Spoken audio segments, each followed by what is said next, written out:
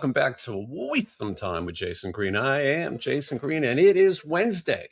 A lot of new subscribers and new audience. So for those who are not familiar, every Wednesday we get together live at 5 p.m. Pacific Standard Time, and we chat about all pop culture and things that are happening in the world of entertainment, or things that happened in the world of entertainment 40 or 50 years ago when they were much better.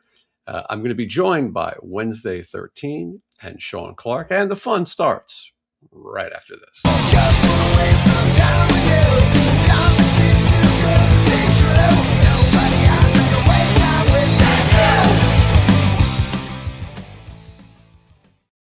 you. Right, first up, Wednesday 13. Hey now. Wednesday, I find it hard to believe that anyone could not know who you are, but you're a musician. You have a very successful career as the band Wednesday 13. You were the singer for the band The Murder Dolls, and you're an expert on all things pop culture. And that I try to be. You could sit and discuss Mr. T cartoons like it was nobody's business. I could. This is true. And completing the trifecta of fun is the one and only Sean Clark. And I can't believe anyone who loves pop culture doesn't know Sean Clark, but he was filming locations before it was even a thing. No one thought of it. He was sketching filming locations. It was so long ago. He was chiseling them out of stone, and some of his better ones appear on different DVDs as bonus content. He has a YouTube channel called Malfunction, which he was the drummer for a band called Malfunction. So Malfunction would be a play on Malfunction. He's also the president and COO of Convention All Stars. I think that's sums it up. And also an expert on all things pop culture, especially horror. All of you guys are deep horror experts. Anyway, so that was a long intro for me. It was a great intro, though. A long, exciting intro. Right now, 100 people just went and subscribed to your channel, Sean, because they needed it. And they're getting ready to book their concert tickets to see Wednesday. Now, when we left off last week, Sean, it was a cliffhanger. Sean was busy getting ready to travel, and he's been traveling like crazy. We're going to find out from Chicago a couple hours ago. Yeah, and we're going to find out all about that experience because I'm excited to hear how it went. Or maybe not. Maybe I'm saving it for my own podcast. Would be true. Well, in that case, maybe we'll have to have another cliffhanger. But I can tell you one thing we're going to talk about. It's that last time we recorded last week because it was Wednesday's birthday, the day that the show would have aired. And so the deal was you were having a surprise party. And part of a surprise party is you didn't know that it was a surprise. I didn't know. I was fooled. I was punked. At the time we went to the OC Fair, Sean and I were already aware of this and the plans. And I should point out, your lady was the one who really did everything. I mean, she really went out of her way and did an amazing job. Yeah, she did. She asked me for things, and one of the things she said is, "What is Wednesday's favorite music for a playlist?" And all of a sudden I said, "I don't know." Like, he talks about Tiger Tails and Sleazebees, but I don't think he wants that playing at his party. And so I went. I will. I'll accept it though. So I went to AI and I asked AI, "What are Wednesday 13's favorite bands?" And you know.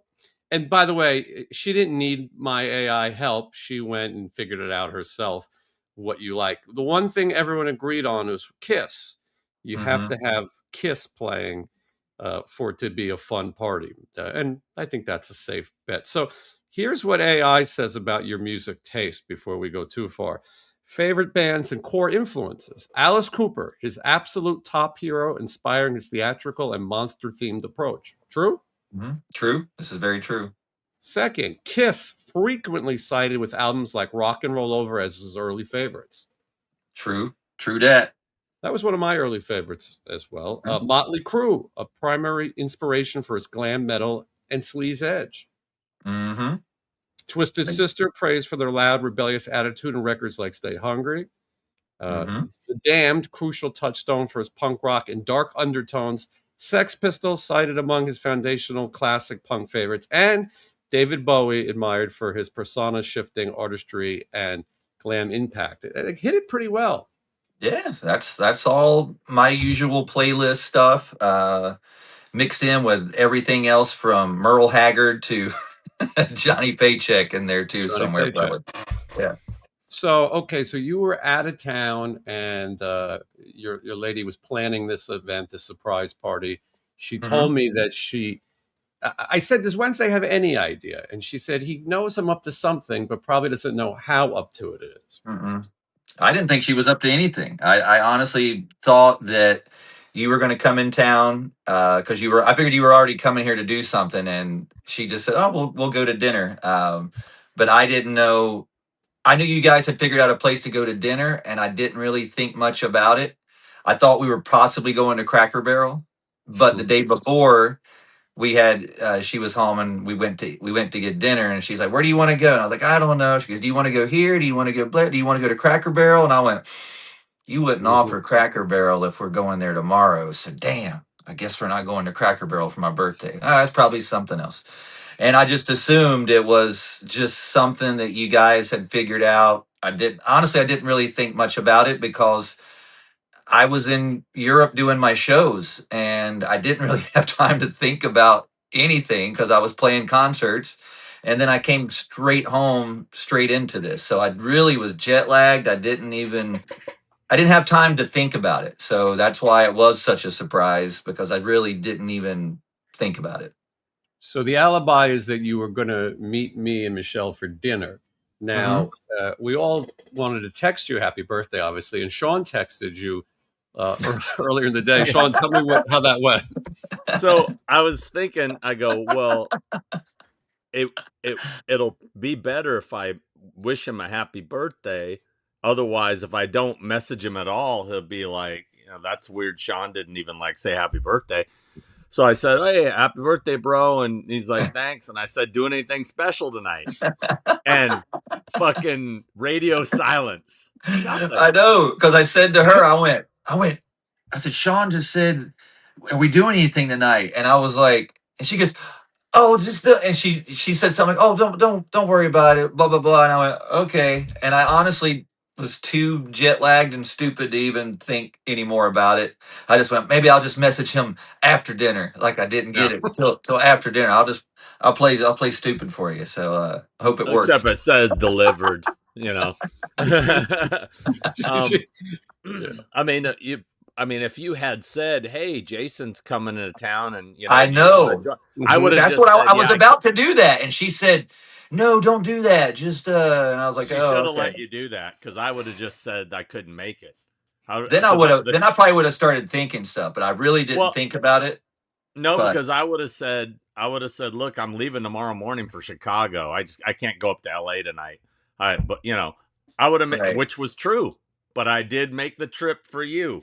So 2-hour drive at that time of day. Sean lives 1 hour coming back, 2 hours getting there. Oh, well, thank you, and thank you for the gift. Super cool. Well, we'll talk about the gift in a second, but building up to this big historic event, somebody in the live show that was recorded said, "What does Wednesday think of surprise parties?" And I'm thinking, I'll let you know in a few hours. Who knows? But so your lady needed to get you out of the house so that she could get over and start putting this party together, this location. So she sent you for a massage. And I kept saying to Michelle, they even go, "Yeah, she got me a happy ending for my birthday." But that's what I thought. It didn't sound like the happiest of endings. No, it wasn't a good massage. The lady she's yappy. She wanted to talk too much. And I felt like I was getting an interview while I was getting massaged. And it just was, "Oh my God, you're a musician? Oh, what do you do? My brother's in a band, blah, blah, blah, blah." And I'm like, "Stop." And then it was just an hour and a half of just, wasn't my favorite thing. I was praying that it would be over with. And then that was also another thing too. That was such a miserable massage experience. When I got through, I didn't even think about anything. I went, "You know what? We'll just go to dinner. It'll be fine." She was rough with you, right? Yeah, she's a little tough lady. She manhandled you. Now, I should point out that this was not an Asian massage, and obviously there was no No, happy ending to be found. this lady looked like Rae Dawn Chong from Commando, and my last lady looked like the lady from Porky's. That was the Beulah Ballbreaker. yes, Ballbreaker. Mm. yes. So that was my last lady, and she was much. I prefer Porky's over Rae Dawn Chong. If I had to pick For massage, yeah. for Yeah, massage, massage. yes. Yeah, be very specific there. The Asian massage, I find that they like to act submissive and like they don't speak English when I'm sure they do. Less conversation, a little bit more bowing, but definitely less conversation. I don't believe I've had an Asian massage. Now I have had an Really? Asian pedicure, They which invented it. and I was not happy with my last Asian pedicure. I told Chelsea I'll never go back to those ladies. They're dead to me, Well, is what I what said. happened? They used this nail polish remover that messed up my nails, and I'm still not happy about it. God damn it! Well, So I mean, I believe they used some sort of Acme nail polish remover that discolored my toenails, and I was not happy with it. And ancient Chinese secret. I'm not going You know. back to them. Yeah. Well, Calgon. when you go to those massages and you put your face down into the Oh. thing, you were saying that then she's behind you yapping away. Yes. I've always been scared that when you get your face down like that, it's like a James Bond movie and the killer is going to come in the room and suddenly Professor Tora Tanaka is going to be walking on your back. You know, it's a I scary just thing. hate it because when I get to that phase and they're massaging me, it's just like all of my body fluids are coming out of my face, and she's trying to talk to me, and I'm so stuffy, and I'm like, she goes, "So what is your band like?" I'm like, it's probably what I sounded like. And then she just finally stopped talking because I don't think she could understand what I was saying, so I just played like I was deaf and dumb. Well, so you went home after the massage, and one of the big things was because this was a big event and people were going to be taking pictures.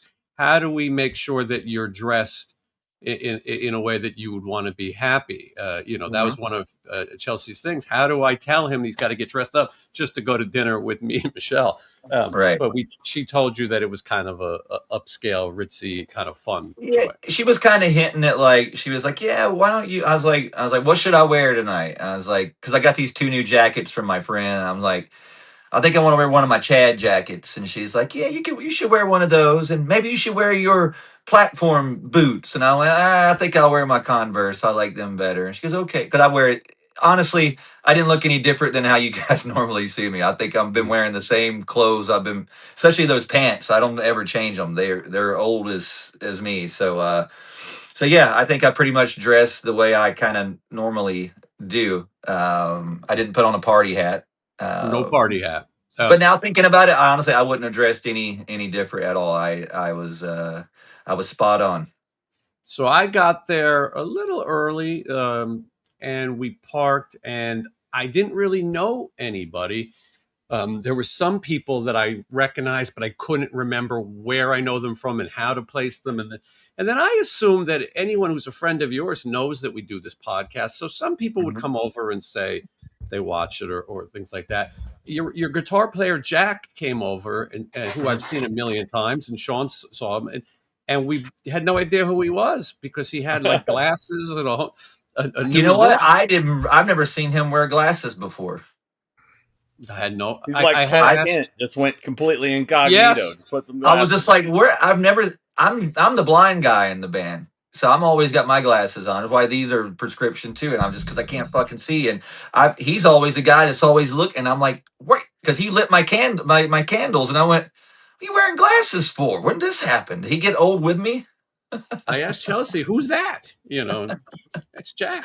Yeah. I said, "Does he look different?" And she said that she'd never seen him wear glasses either. So anyway, then Yeah. Sean and Nay arrived, and then I finally knew somebody. And Sean. You were in good spirits. Sean was fun that night for somebody who was traveling and had to get up early. Was I? I think I thought had a so. good night's sleep. Like now I'm working on fumes. I'm so out of it right now. But yeah, that night I was just relieved because when we left our house at 5 p.m. and they said that 7 o'clock is the party. I didn't know what time Chelsea was going to show up with you. So Right. we get in the car. I hit the GPS. It says estimated arrival 7:15.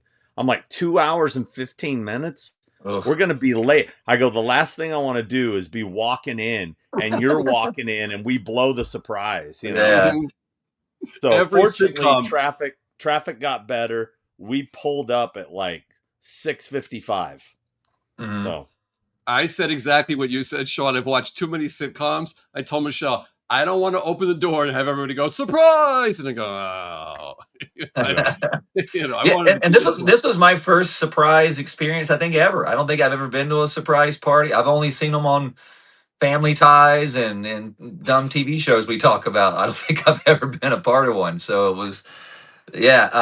But yeah, on the way there, also, I didn't know where we were going, and I also purposely didn't pay attention to where we were going because I didn't want to know. I was like, I'm going to let her surprise me.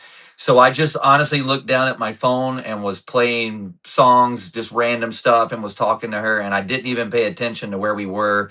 And then we just pulled up in front of this place that was all black. And I didn't recognize it. And I went, that's a cool looking place. What uh-oh. is this place? And she went, she went, it's a cool little goth bar. And I went, I didn't realize that was where she had worked for about a year. That's how that's how much I didn't know about it. And she pulled right up front. And when I opened the door, I heard Skid Row play. And I went, oh, at least they're playing cool music. I literally that was did the not first. even put it together. That was the first Uh, gate, right? You heard the Skid Row music, I heard and Skid Row play. And I went, oh, that's cool. They're playing cool music. So you must have found somewhere cool. And I didn't even, I swear I didn't know anything like that. And then uh, she opened the door and I walked in and it was surprise time. outside it was still bright. So you open the door into this dark room, and then it's "This Is Your Life" with 80 of your Dude, it friends. was. I didn't even know how to. I mean, I posted the video. I mean, that was my natural reaction. Because I had been the first few people I saw. You were off to the left. I didn't see you because of the light when I came in, and the first people I saw was AC, and I saw my friend Jason, who's from Ohio. Both of those guys are East Coast dudes, and I'd been talking to them through text earlier, and it just blew my mind. I went, "What is happening?" And then I just panned across the room, and it was everybody all over the place, and I was like, "Oh shit!" I just got surprised. So it was an awesome feeling. I've never ever expected that, and there were so many people there that I didn't even. I just wasn't expecting to see East Coast people there. You know, Yeah, people flew in. yeah, people One of flew the in, and a lot of people were there from the Midsummer Scream, and a lot of people stayed over an extra couple of days, which was super cool of them to do. So, One of the uh, questions when planning a party is who gets along with who. There's a lot of that in life. Not mhm. everybody is friend. So again, Chelsea had a lot of work to do to make sure that she invited the right people and not the wrong people, not the people who don't Yeah, like people. there, It, there was it there could have been a crossing of the streams in that situation. never But want to she cross the streams. Now, let's did. talk about some of the people that we know. Ryder was there, Hmm. and he was the only person under 21. No, there was some other young people there. Uh, I think Ryder and Shooter Jennings' son were the kids, were the youngest. Was Shooter there? Shooter was there. Yeah, Did I talk to him? I You know thought you what? did. He probably came up to and talked to me, and I didn't realize it was because I'm that happens to me so much where I know people, but I Yeah. see so many people that I forget. Like, dude, I can't believe I now anyway because Yeah, he was there with yeah, his wife, and he brought his wow. daughter, who's a big fan of the band. And first time I ever saw his son. And then they brought her. They had some family in town, and they brought their family there. So it was just it was cool because I've known them for years now. And Shooter's he's just such a cool dude, and he loves all this stuff too. Like his studio is called Snake Mountain. Like he's such a huge He-Man fan. mhm. So we geek out on that. And of course, he got me a He-Man gift as well. Um, but yeah, I never met his son before. His son is named Blackjack. I'm like, what a cool name to have. Mhm. Yeah, I know Imagine it's being at like school. What's your name? Blackjack. Fuck you. He'll be chewing tobacco in no Yeah, time. Um, but blackjack. Fuck off. Yeah. and so your band, everyone but Troy was there. Troy lives in Texas, so Yeah, the yeah. He wanted to stay over, but I'd already booked his flight home. Him and my stage guy Matthias, they would have been there. She tried to work it out, but we had already booked their stuff. It would have been too much. But yeah, the band was pretty much there. Uh, Said Shooter Jennings, his wife, was there. Manson was supposed to be there. He texted me, right. He felt really bad that he missed out. But he was actually going to come there with Shooter. Mhm. So they had planned to come together. But yeah, who else was there? Well, Who else did you know that was there? there was a bit of a Murder Dolls reunion, and I think that people, fans of your people asking here all the time, do you talk to this one? Do you talk to that one? Yeah. It had been 5 years since you spoke to Eric Griffin. He told me, that's how I know the number. I maybe And was I if he would probably know the exact number, but it's been at least 5 years since actually it has been 5 years. It's been since Joey passed was the last that we talked. So I haven't been in the room with him. And I've seen AC a bunch of times since then. So he and I have, but again, it blew my mind because I literally was texting with AC just a couple hours before that, and was just my brain was he was in New York or Philly wherever he is, and I just it was just odd. He's the first guy I saw, and I came in like, what? it definitely throws you off. Eric is the sound. He works monitors for the band Night Ranger, and I'd seen him on the road many times, and I would run into him from time to time, and we would talk about the time that he was in the Murder Dolls with you, and maybe patching up something. I told him that Wednesdays don't have a problem. Come on the show sometime, and it was seemed to be a nice thing. But Right. he was very happy to be there and to see the three of you guys. You think about life. I say it all the time. It's not getting any longer. It's only getting shorter. And there's two Yeah. members of your band that are both passed away. Joey Jordison and Ben Graves. So the fact that the three of you were the last of the core lineup of, I think the Yeah, it's crazy because like Joey and I were super close, but Eric and Ben Graves were like they were like brothers. They were like super close. They come from the East Coast. They both kind of moved out to LA with the same dream, and when we put Murder Dolls together, we'd hit up Eric about the gig, and he's the one that went, "Hey, if you're looking for a drummer, I got this guy. If you guys are trying to put together this new motley crew, I think I got a dude that'll fit." And that's why it worked. Yeah, it was nice for you to reconnect a little bit. At your party. Yeah, it Listen, was super cool.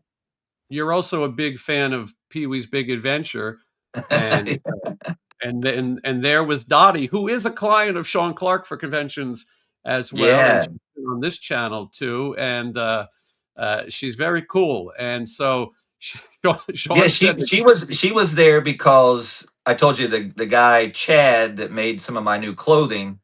Mhm. He's in a band with her. They have a band called Razor Candy, and I think she just recently started singing for them because I think at first he was just the front dude, and now it's they split vocal duties, and she's a part of the band. So Chad had told her about, hey, you got to check out Wednesday 13, and she's like, he seems really cool. So she came to the party, and it was just crazy because there's so many people there. Then I look, and then there's Dottie. Is Paul in that band as well? Yes, Paul Wiley he's the guy that did the Terrifier soundtrack, and he was in Manson for a few years as a guitarist, so he was there as well. He was the guy that had the T-Rex t-shirt on that was probably as Yeah. tall as you. Yes. Yes, they have this band together. So Sean said that EG says that he's normally grumpy. And look, a Mhm. lot goes into these conventions and these appearances. And Sean could be grumpy sometimes. But anyway, so Sean went over and talked to her right away. And Sean, did you mention the grumpy thing to her first? Of course, yeah. I can't remember what I said. I think I walked. I don't. You know me. I'm always sarcastic. I think I probably came up to her and said, "This is the worst party I've ever been to." Something like that. Something You like know, that. it was funny because she came over and said hello, and I don't know if many people knew who she was or recognized her. because it was kind of dark in there as well, and everyone was just hanging out talking. But she came over, and I was taking a picture with Ryder, and she hopped in the picture with us, and I was like, cool, let's take a picture. And he posed or whatever. And then she kind of walked off, and I was talking to Ryder and his dad. And I said, do you know who that is? And they were like, no. And I was like, are you fans of Pee Wee Herman? And then they just started quoting Pee Wee. And I was like, that's Dottie. And then they went, oh my God. And then they ran over and started talking to her again. So I think she thought, I know Ryder doesn't like to hear it, but I think she thought he was cute. I think she probably thought that Yeah. as well. Yeah. She came over to our group while we were talking, and I said, Sean is very angry, or grumpy was the word. And she laughed. And she's very cool. She said to me that my interview was the favorite interview that she's done, and that's the one she recommends people to watch. Very kind. She didn't have to say that. And I've got to message her and thank her. But yeah, she's very nice, and it was fun to see her there. And look, we're all fans of all of her work. Valley Girl, Growing Up, and I remember I said to Sean afterwards, tomorrow I'm going to the cemetery where her ex-boyfriend is ashes are. He's like, well, why don't you tell her about it? Which was an actor named John Eric Hexum, who on the set of a TV show played Russian roulette with a gun that he thought had a blank in it, and he did shoot himself in the head and pass away. This was like pre The Crow. This was like the first guy to have that terrible experience. Innovator. Say it again? Innovator. Trendsetter, yeah. His ashes were next to Elsa Lanchester, the Bride of Frankenstein. It was a little disappointing, though. It's like they have these little nameplates, and then it goes, their ashes are in the rose garden. So there's like 1,000 people's ashes just communally hanging out in a rose garden. It didn't feel, you don't have quite the same bond. But anyway, it was cool. Yeah. It was cool to see her there. Sean and I sampled all the food. We were like the OC Fair video of the event, and it was good food. I went in starving that day. So when I got to the party, I literally just ate cake the whole time. I think I had 3 or 4 pieces of cake, and I tried to eat some of the food, but the cake was better, so I just stayed with it. She made sure to order you plain chicken. He did, and it was very plain. It was very plain. Very, very plain. But there was buffalo chicken, and there was barbecued chicken, and then there was pizza. There was a variety of stuff. It was good, man. I stuffed my face for sure. Yeah, there was a pasta too. And a pasta. We tried the pasta as well. We were staying in Burbank. Now, Sean knows I better eat. I got 2 hours to get home. I got to get to sleep to get on a plane. We also learned that in Burbank, everything closes at like 10 o'clock. Studio City, Burbank, you got a time limit. So we ate as much as we possibly could. And just go to Bob's. Bob's always open. Bob's is open, and then the Corral Cafe is usually open. In and out. In and out. You know which place on the way home? On the way home, we were starving, so we did our we did Taco Bell. So that was my birthday final meal of the night was Taco Bell. Sean, as soon as he said Taco Bell, me and Michelle go, what the fuck does he eat at Taco Bell? Right? It took a lot of asking. And cheese quesadilla. Oh, no, you don't have cheese. You don't do cheese. I do cheese. I did cheese. I did a chicken and cheese quesadilla, but no sauce. No sauce in the quesadilla. It's just chicken condiments. And cheese. And then I do the Dorito shell. What is that called? The gordita? Is that what it is? No, the Doritos Locos tacos. Yeah, so I get that with just chicken and cheese, and who gets nacho fries. Hold the nacho also. The nacho fries with just the salt on them. No actual like cheese. I think it comes with a dip. You can dip it in, but I didn't choose the dip. Anyway, so we knew if we didn't eat, we'd be eating in the hotel lobby, which all of us can say we've done many times, choosing between the ice cream or the bag of chips. Yes, that's the exciting road life. So again, Sean was heading out the next morning to go to Chicago, and Nay was heading to New Jersey for the Monster Mania convention. We both had very successful conventions. Yeah. I want to ask you about it, but I know you're saving all the good stuff. For I was just fucking with Jason, just letting him. He just assumes immediately. You just take my content. No, go ahead. Ask away. Is there going to be a video? Did you make a video? No. Yeah, see, he's clowning us. Mhm. No, I'm just saying I could talk about it on my own podcast because me and Chris got to do an episode here pretty quick. But anyway, There'll be plenty of people who. Yeah. Well, I just want to know the basics. I want to know, what was it like meeting Kurt Russell? It was really cool. Your first time, right? Your first time meeting him? First time, and I'm glad. Now, if you're just a fan passing through that paid for an autograph or a photo op, I don't know what you got. I really don't. And I'm glad I got the experience I got, because the first day it was there, I wanted to get the photo op, and I was in there with Keith David, and John Carpenter was in there. So I said, I'm going to do the Thing trio, because I was in there with Keith. And, so cool. And so I go next to Keith to do the photo, and it's me, Keith, John, and Kurt, and they're sitting in chairs, right? And I'm standing next to Keith, and the whole time the photographer is like going, ready, like just trying to get them to look at the camera. But Kurt is just talking, like he's turning, he's just like going, ah! He's like, and they're all laughing, and so I could just tell that, because I know this photographer, and I could just tell when he's ready to say, I'm just going to take it. And the final ready. And I saw that they were all laughing in the middle of a conversation. So I just went like that too. Like I was part you jumped of it. in. Right. And literally in the photo, Kurt is like, this is what you see. Like you almost can't tell it's him. His head is turned so far and his mouth is as wide as possible, laughing.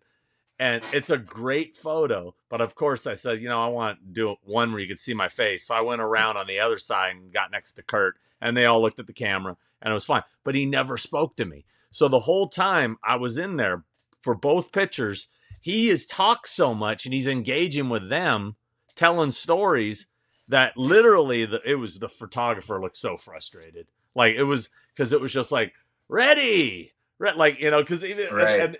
and finally it got to the point where Kurt started to get the hang of it. So he'd be like, yeah, you know what I mean? Just like look for the quick pitch, and then look back, And then so I didn't have any conversation with him. Then to get my posters signed, I did 3. Did you bring? And I paid for him. Okay. It was Escape from New York, The Thing, and Big Trouble in Little China. I needed him on all 3 of those to complete them. I mean, they're pretty much complete. So the guy had said, hey, look, Kurt's going to get here at 8 a.m. and do privates up till 10 when the show starts. So if you can be here at 8, you get it done in the morning, So I went over there early. He was already in there signing by the time I walked in the room. And he was talking to one of the guys in there. And the whole time they're putting it down, and he's talking, he signed it. The next one, he's talking, never looked up at me, never said hello.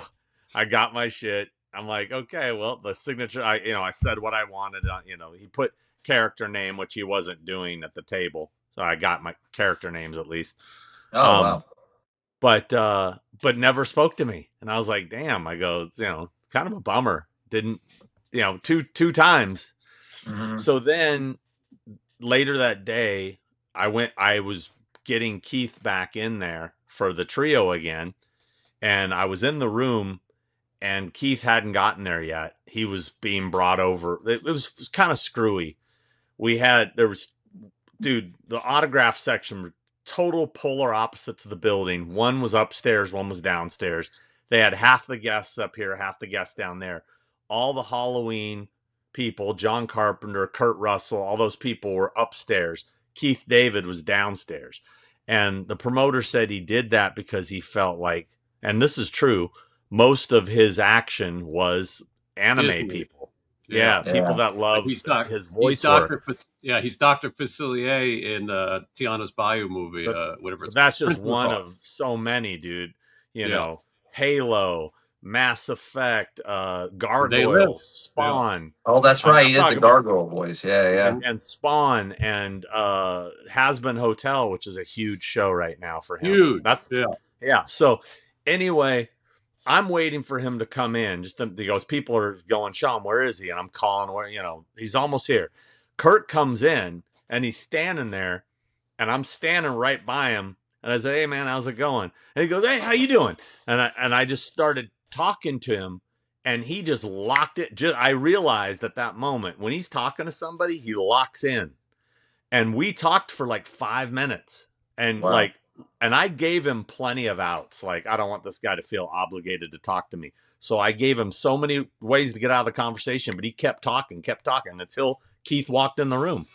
So it was really cool. I had a really good conversation with him. So yeah, it's great. Who did you feel like was talking to you? Was it Snake Plissken? Was it him from Tango? And when you were talking, like you had to have a million thoughts going through your head. Like, what version of him am I seeing in his face talk? Is he Captain Ron?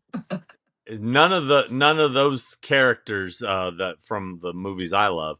He's more God, I'm trying to think of a character because when he acts, he's so much more serious. Is he more like Overboard? Is he like his character on Overboard? Yeah, probably. Yeah, that'd probably be. Yeah. I mean, I saw pictures. He looked great, and he definitely looked happy. You see pictures, and he looks happy to be taking these pictures. And I mean, to me, he's always Snake Plissken, but he didn't look like that. I mean, he looked like a well dressed. He looked happy.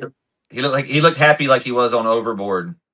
He just I said to him, I said, so, what do you think? It's your first, I told him that I was the one that got Jamie Lee Curtis to do, because he said to me, he said, yeah, my son Wyatt said, you're the unicorn. You got to, get out there one time, and I said, yeah, I did the same thing with Jamie Lee Curtis and her one convention. And he goes, I tell you, he goes, I didn't know what to expect. He goes, this is really cool. He goes, people that really appreciate it. And he goes, I don't know, man. I didn't know what I was. He goes, this is great though. It's been so much fun. But do I think he'll do another one? I don't. But yeah. I watched it. I watched the. Did you watch him do his panel? Did you go see that? I watched it on YouTube because I was busy.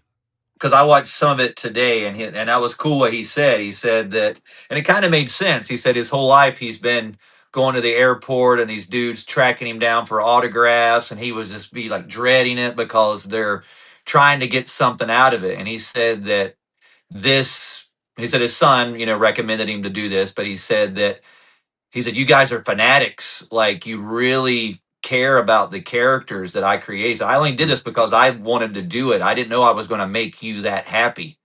And you guys have been, it was just really cool the way he explained it. And he saw it from a different view, and I could see where he would see it that way. And probably a lot of people in his position are like, I don't want to sign autographs, but they don't realize that it's not those guys at the airport. Here's the picture of me, the one that they looked at the camera. Okay. Mm-hmm. But here's the funny one. That's still great. That's a one of one. I mean, yeah, that's awesome. Yeah. Who has a photo like that? Hanging out with legends. I actually did get a selfie with him when we were waiting for Keith. So, yeah, that's cool. Dude, he's been in so many movies. When I was watching just that little clip today, I was just literally just trying to think, like, just all the he's been a part of our entire lives. I know. Tombstone. Michelle is obsessed with the movie Tombstone. His son's named Wyatt, obviously. So I mean, his career has gone in so many directions for so many different ages. And then what? And then for the new kids, he's Guardian of the Galaxy, so they know him from that. So it's just talk about a guy that just spread himself across generations. He's Santa Claus in those Netflix movies. There's two of them. Right. Santa Claus and Hateful Eight and Death Proof and going back to Disney days, at computer wore tennis shoes and cool comedies like Used Cars. Remember? Mm-hmm. Yeah. So what do you think, if you had to judge, what do you think his biggest movie people brought to get signed? Like, what do you think it was? It was definitely. Was it Big Trouble? It was between Snake Plissken, The Thing, Tombstone. Oh yeah. Probably those three were the biggest. Yeah. I'm guessing, based on what I saw, like in the autograph room, because that was mostly mail-ins for people that couldn't be there. I was just Right. seeing a lot of Big Trouble and Thing, and Were there any Snake Plissken cosplays? oh yeah, tons. I saw I many. don't think I've seen any Snake Plisskens running around Shit, at these I things. saw McCready cosplays. I saw Jack Burton cosplays. I seen a little Yeah, kid at one of the last conventions we did. There was a little kid dressed up as Big Trouble in Little oh yeah. China. It was A really lot of funny. times people get signed what they can add to or complete. Val Kilmer did a ton of conventions, so there's a lot of Tombstone pieces that have Val Kilmer's signature on it that now people can add. And Sean has the cast of The Thing that appear at different shows, and obviously Keith David was at this one. So there are things that people, if you're a fan and you get crazy, you want to complete. Fans are completists, and so this was a chance to add something. I was talking to Ted McKinley at the Hollywood show once. Ted McKinley, Revenge of the Nerds, Happy Days, Love Boat. Not a superstar, but he told me when he was doing the convention something that, Sean, you hear all the time. He goes, I didn't know what to think of this. I didn't know. I wasn't comfortable charging people money, and I didn't know if this was something that's cool. And what I told him was, I'm happy to pay the money because I'm excited to meet you. And as a fan, you want them to be there. Yes, of course they got to get paid to do this. They're not going to stand outside their house and do a meet and greet for free. But he said, well, that makes me happy to hear that because I don't want people to think that I'm trying to rip them off or whatever it is. And when people look at prices and say, well, Michael Douglas is coming up in Rhode Island, it's very expensive. Kurt Russell, very expensive. Sean, you can attest, you have to set the price based on what the person's getting paid. Now, I heard the number that Kurt Russell got paid. I'm not going to repeat it. Have you heard a number, Sean? Mm-hmm. Yeah. I mean, we can say that the number I heard was 7 figures. If that's the case, then if you don't set a price, you will lose your shirt. I mean, like, it doesn't matter how famous he is. If he was signing autographs for $40, $50, you wouldn't make your money back. Well, even at the prices they charged, I don't know if they got to everybody. Mm-hmm. I mean, and that's the thing, if he was $20, forget about it. It's impossible. Then all you'd have more people pissed off that they couldn't get near him than would be pissed about the price being too high. It's like Disney having to have different shows and attractions so that the crowd isn't all in one place. You need to disperse. So, that's why he's an e-ticket client. He's an e-ticket, for sure. It's exciting. Sean, if he was the white whale, who do you think is next? Who do we need to do a convention? Brad Pitt. Stallone. He's done one. Stallone has done, and Schwarzenegger. Have they both done them? Both. They've both done it. They've done weird ones with premiums and sort of, but they have done them. They haven't done the typical. I don't think they've done anything since we've been talking, since we've been friends. I don't recall seeing. Stallone will do these like birthday dinners, screenings, and then he'll charge $500 for a meet and greet. He's done that since we've been. But he did a convention. He did, yeah. Yeah. Schwarzenegger, the last one he did was probably about 5 years ago that I remember. I remember a while on him. But yeah, they've both done it, and they've done them overseas too. It's not, it's not like they're going to pop up every week. But look, let's talk about Mel Gibson. Mel Gibson was a huge star. I mean, really a superstar and director. And he seems to really like these conventions. He's doing them pretty frequently. I mean, I think he's done 3. I didn't know that either. That's pretty cool. He was there this weekend. Yeah, he was there also. Oh wow. I mean, talk about and Mr. T. And I saw a photo of Mr. T. Man, I don't like seeing our heroes get old. It's freaking me out. Yeah. We're I saw him in the hotel lobby. Pretty much all the guests were staying at the same hotel I was at, and so I kept seeing everybody in the hotel. But that's part of the fun of staying in the hotel is just kind of people watching. Well, they had us off site a little bit, so there wasn't many fans at the hotel at all. Mm-hmm. So there was a little bit of hanging out, like you walk in the hotel restaurant and you see different people sitting at different tables. You're like, Love it. Yeah, I love it. Yeah, Yeah, I saw Corey Feldman walk in last night. I was like, oh god. Yeah, Man, there's some people you wouldn't have I to see. still don't understand the Corey Feldman thing. Like he's been in such all these cool movies that we grew up on, and he just continues to bury himself in this madness that is his life. He's definitely a character. I mean, Sean, but he's in so many cool movies that we like though, and cool no, parts. definitely. Sean, when we used to go to the Beverly Garland, going back now, and go to the original Hollywood show, when people did charge $5 for black and white and for $10 for colors, it seems like a million years ago. I used to say a lot of these legends are going to pass. You know, these guys like Hugh O'Brien and these old actors. And at some point, who's going to be next? And me and my friends would joke, well, you think Stallone and Schwarzenegger ever do it? They probably got too much money. Money is no longer an option. I'm sure Kurt Russell's doing just fine. Jake Gyllenhaal does conventions. I'm sure he's doing just fine.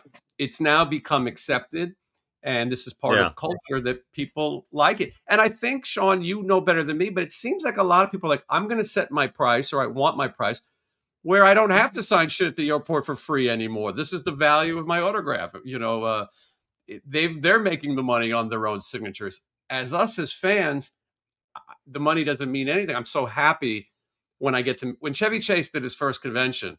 I couldn't believe it, and I said, I'm going because he's probably going to be one and done. He's probably going to go, Right.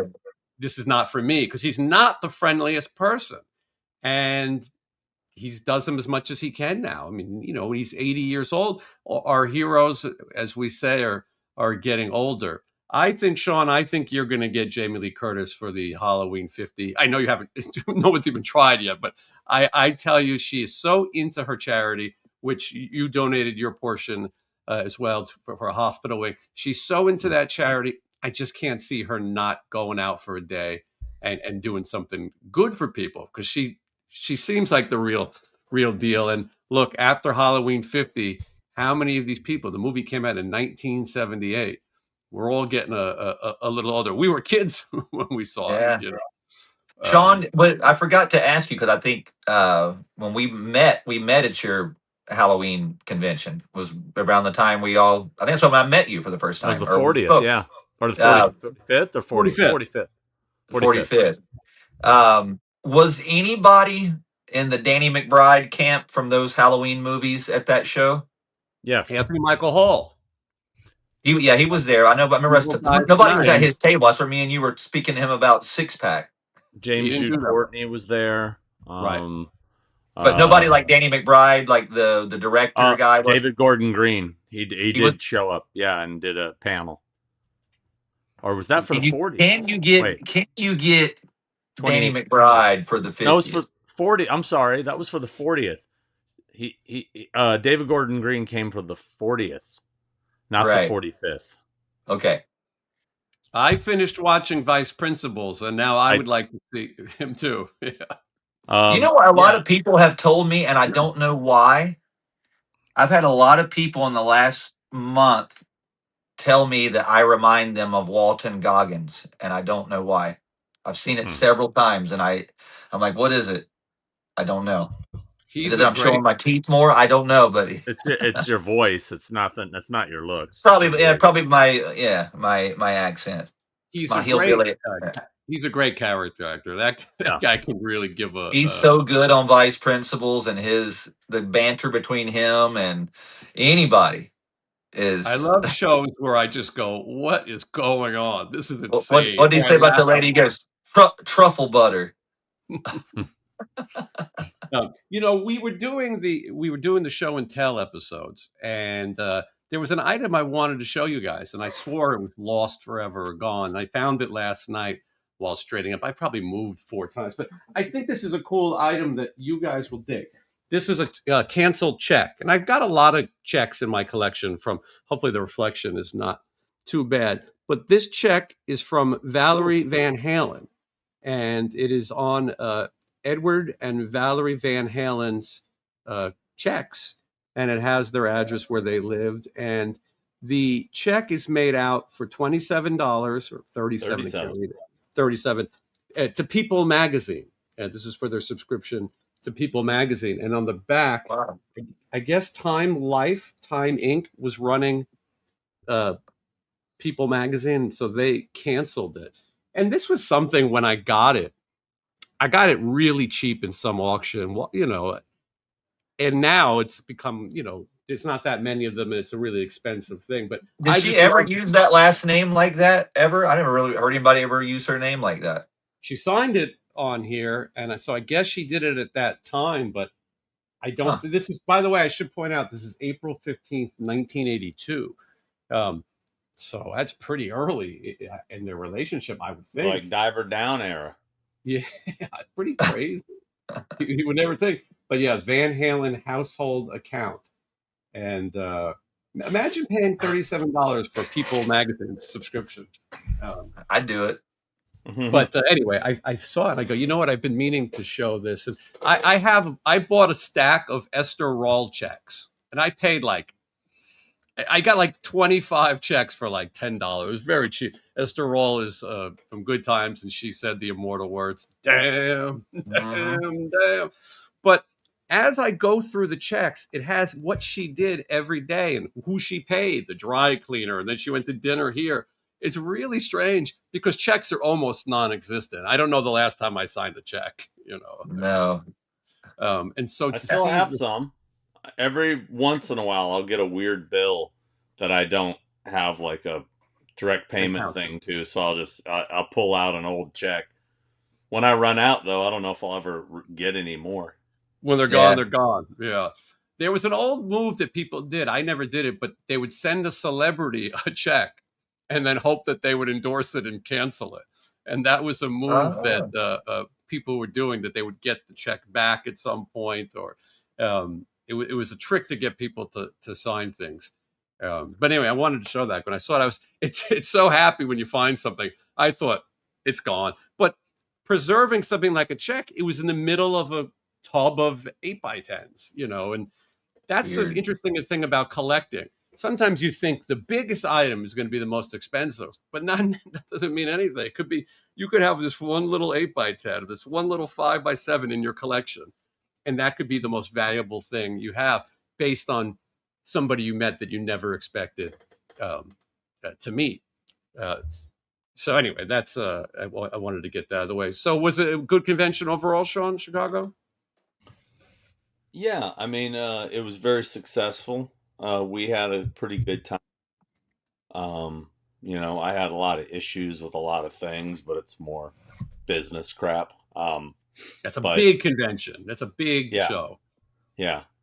Yeah, I'm not going to get into my grievances because it's all, anyway. Yeah, I mean, it was a very successful weekend, both Monster Mania and Fan Expo Chicago. Who was at Monster Mania? Was it Scream? No, it was James Remar, Ken Kersinger, Catherine Corcoran, and we had Geezer Butler and Bill Ward there. Nice. Sean, did you represent the lady that passed from Scream yesterday? Oh, yeah. The Hayden? Hayden Panettiere. No, I've met her multiple times, and in fact, I was just with her at Scaradise in Tampa. What was that, in February, I think? Oh wait, what month is it now? It's August, so I think whatever month that show was, I don't remember. They blend together, but I did just see her this year. Yeah. And it's funny. I mean, you know how the collector mindset is. I immediately, when you hear someone died, like, oh, did I ever get a picture with them? Did I ever get something signed by them? You just think, I don't think I ever got a photo with her that I can remember. I thought maybe she was in a Scream group photo I jumped in, but Right. I don't think I really haven't looked, but I don't think I did. But I was like, did I get something signed by her? Because I had these Ghostface popcorn buckets. I have two of them, and I brought both of them to whenever there's been big Scream reunions, and I'd have everybody sign it. And I did look right before the show, and she signed both of them. So that's good, at least. Yeah. I mean, it's sad that she's passed. It's tragic. Sad. 36 years old. Nobody should pass away. I Yeah. did the same thing last night. Michelle's getting good with my pictures. Although I got to tell you, Sean, I got a stack of Hollywood show pictures I got to bring to show you, see if you could help me, because some of these pictures I took with people at the time, I was like, "Whoa, that's Froggy," or whatever. Now you can't Some remember of, who they are.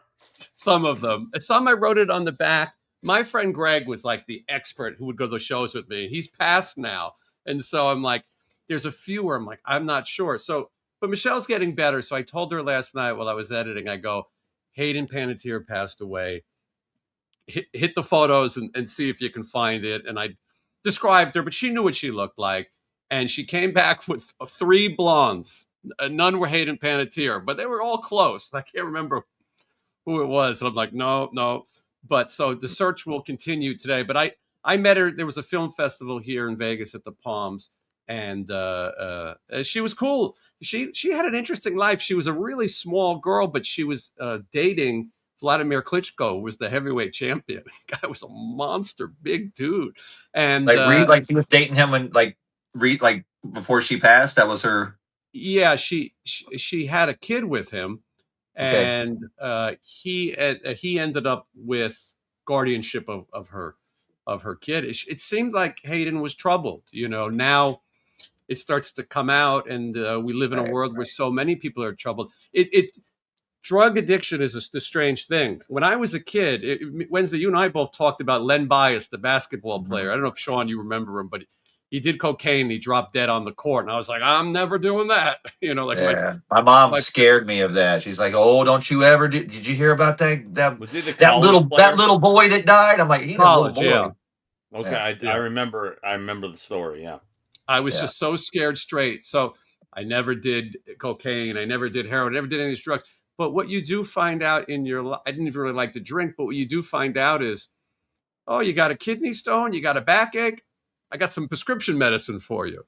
And suddenly people become addicted without even knowing they're addicted. And these aren't even yeah. people who have, and they're not poor. It could, addiction doesn't discriminate. And unfortunately, when I hear these stories, and you hear that there was Narcan found at the site, Narcan, Uh, it's a sign that they were prepared, and that, for her to give up her custody of her child, and unfortunately, she canceled Creepy Con. Her and Tori Spelling both canceled. I remember the day of the show, and that was maybe a month ago. And they said due to an emergency. So who uh, knows? But it's just terrible. 36 years old, and just Well, like that. well, if my she's butt. 36, I met her 16 years ago. So She she must have been a teenager when she did Scream. Like, she died 4 days before her birthday. Wow. yeah, because I didn't even know her name, but I remember when I met Chelsea, we were recording the last Murder Dolls record, and she lived beside of us in the house, and we ended up at her house one night partying with her and all of her friends. And Chelsea's like, "Do you know who this lady is?" And I went, "No." And she's like, "She's in Scream." And I went, I hadn't watched anything past the first one, and I didn't know who she was, but Well, I just but remember her being beside the Murder Doll house. Is she what? was in Scream 4.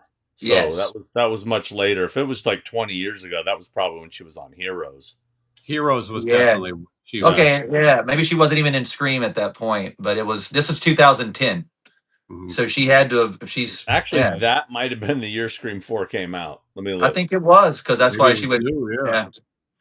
But yeah, she lived up in the Hollywood Hills. That's where we were recording that record, and I 2011. yeah. So okay, so Give or take. 2010 was when we met her. Okay. Yeah, man. Maybe she was making the No. movie, and yeah. Did Yeah. either of you know who Screaming Mad George was? Because he also passed away. Yeah, I saw that too. I I saw wasn't the that name. familiar with him, but once I started seeing photos, I remember seeing this guy in pictures and I stuff. saw the name, but didn't know. Sean, maybe you could explain it a little bit. Yeah, well, he was from Tokyo, well, Osaka originally, Japan. He was Japanese. He was a special effects makeup artist, did crazy stuff, but he worked with everybody. Rick Baker, Steve Johnson. He worked on some of the most notable stuff he did was Society. He did all those crazy Oh, like no way. the He did hand, that? yeah, he did all that, the The weird ass butt hand thing. face? He did that. He did No way. he was one of the main effects guys on Freaked, on Alex Winter's Freaked. He did Bride of Reanimator. He worked on. I mean, he was always in that world. I used to see him at Fangoria conventions a lot. You know, I was a fan. That's another one. I think I have something signed by him, but I know I took pictures of him at the conventions. But we kind of had a running joke about him because there was, you know, because he had a really thick accent, Japanese accent. And I remember he was talking about some bug movie he had done, and he said a cockroach, and so we'd always go cockroach, you know. And so whenever Screaming Mad George got brought up, me and my friends would go cockroach, you know. So anyway, that's his legacy. He's left me. I feel like I've seen him at some conventions too that I've done. That's why he looked familiar to me. He was So also the singer of a horror band called they're called the Mad or something, or maybe that's why I know him or something from that. they let me see, what the hell were they called? Something the Mad George. Definitely a legend. I think he assisted Rick Baker on a lot of those major projects that Rick Baker did, from what I was reading. Yeah. His band was called The Mad. Yeah, I was right. They were a horror like punk metal band. They were the loudness or easy. Maybe I've met him in Japan. I don't know, but I know I recognized him and I saw the name. Also in the news this week, if you got any more news on this, I saw Savini's house caught on fire. I just heard that too. So I heard his kitchen's destroyed. I heard it was a faulty like extension cord or something. Have you been there? Have you been in his house before? Couple times, yeah. Yeah. So I saw the video and I was just like, oh man, because I did the whole tour with him. I know, I'm just like, oh my god, Yeah. so much. Didn't he try to set one of you guys on fire? He set me on fire. Okay, I knew it was one of you. Yeah. So it's kind of ironic. But in the kitchen. But I heard everything in the basement was fucked, which I know he had all the severed heads from the Dario Argento film Trauma down there. That's where he's got the big Tesla coil and all that stuff that from the VHS where Greg's doing all the interview stuff is in that basement where that basement was his shop on Day of the Dead. That was, you know, and a few other movies, but the basement's fucked. I heard kitchen was fucked and living room was pretty much fucked, but the Knight Rider chair that was near the front door survived. But I heard there's smoke damage through the whole house. Unfortunately, both his cats died. Oh no. Yeah. Oh man. That's terrible. I couldn't imagine. Jeez. But yeah, I want to say his house is like with the basement, the living room level. I want to say there's 2 other levels above that. Yeah. That we went through, and that's where he's got like Fluffy and like all kinds of shit in there. I think because it's the basement level, ground level, second levels were like his bedroom and stuff was. Top level is his theater and all that stuff. And and you know, that's the house he was born in. I know. He's been there his entire life. And it's black. It stands out like it's just a black house in the middle, or it's attached to another. It's like they're. So I wonder, did it? I mean, it must have damaged other stuff beside of it, but like the whole time, I'm like, I know the inside of that place, and I'm watching that video, just going, oh my god. Yeah, I you know, I would like to think that the horror community is going to come together and do some sort of fundraiser for him to help him out. I mean, which I would absolutely help support, and I'm sure somebody's organizing that right now. Speaking of fundraisers, and on to more positive note, I don't know if you saw all the stuff I posted about Helena, that, you know, got detained by ICE, the girl that worked with us. I didn't see that. Oh, now, okay, this is a really fascinating story, and I'm glad you could help shed some light on it. Tell the story, because I didn't know where she was from, but it's a terrible story. Go ahead. Basically, she was here on a visa working. She works with a lot of bands. She works with Shinedown. She was working with AC/DC when she got picked up in the San Francisco airport, flying from Texas to San Francisco. She does merch for a lot of bands. And they were waiting for her. You know, this is the bullshit with ICE now. they're not going after the worst of the worst. They're literally just picking up anybody because they have to hit quotas because that Stephen Miller prick is making them like have to get so many per month. And so all these, good people like her are getting picked up and thrown in detention centers. And that's what happened. Her visa had run out. She was in the process of getting it extended. And she was about to marry a dude, an American guy. And they took her. And she works with us a lot, like at the tables with some of my clients. I know her, right? Is that the girl From that went to Argentina? the? I no. Okay, She I'm has a thinking the girl lip ring. was she with Spencer when we were doing the Texas thing? Was she sitting beside of him? I think she was. I think She's the one that there's a lady that knew Murder Dolls, but I want to say she's from Europe or like Netherlands or something. I'm not sure. she's from Argentina. Maybe that Hold is on. her. Yeah, that was in March, right? Yeah. So I can tell you in just a second because I'll see who was working with. It was whoever was working with Spencer. Yeah. It's one thing if you're arresting people who have criminal records. If there's people here illegally and they're committing crime, that's her. No way. Yeah. Yeah, she did a couple of shows that I did with you already. So yeah, I okay. What? So good news, she just got released yesterday. So wow. So we raised like over $50,000 for legal fee, and she got a good attorney. They got her out. Obviously, she's still going to have to be fighting this, but she's out of the detention center. So thank God, yeah. She also had cats that needed to be taken care of, and she was losing income. There was a lot of things. Yeah. And look, it's not to get into too much, but again, if someone's in this country illegally and they commit crime, yeah, detain them, send them back, whatever you want. But for someone who's just trying to make a life here, it sure seems like a very un-American thing. But I'm pretty sure she was the one that was working Scott Ian when you and I were there, Jason, at Creep IE. I think you're right. I think that's where I first started speaking with her. Which Creep IE was that? Was that last year or the year before when I did it? Yeah, so that's 2025. Yes. Yeah, I want to say I was one with Scott Ian when he was beside of me. It had to be her, though. I remember speaking it had to be her. Now that you say I'm looking. Yeah. I want to verify. Yes, confirmation. I'm looking at my records. I'm glad to hear that she's at. We were talking about makeup artists, and I did want to bring this up. I was in a cemetery filming some graves, and I came across Stan Winston, another icon. Did you have the chance to meet him, Sean? Many times. Got a lot of stuff signed by him. Got pictures with him. Yeah. How cool.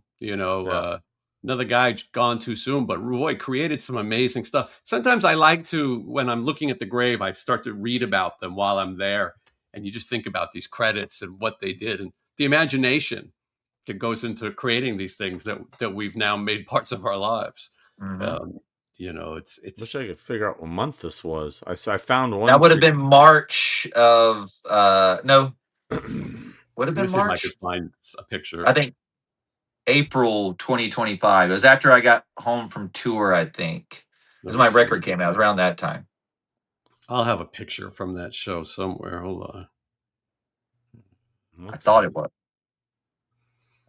I'm almost positive it's her, though. If it fits the description. I'm just wondering if that was not 24. It was hot. I'll tell you that. Yeah. It might have been 24. Yeah, I think that's 20. It was definitely last year because it was the one that all the Reanimator people were at. We met Billy from Lost Boys there.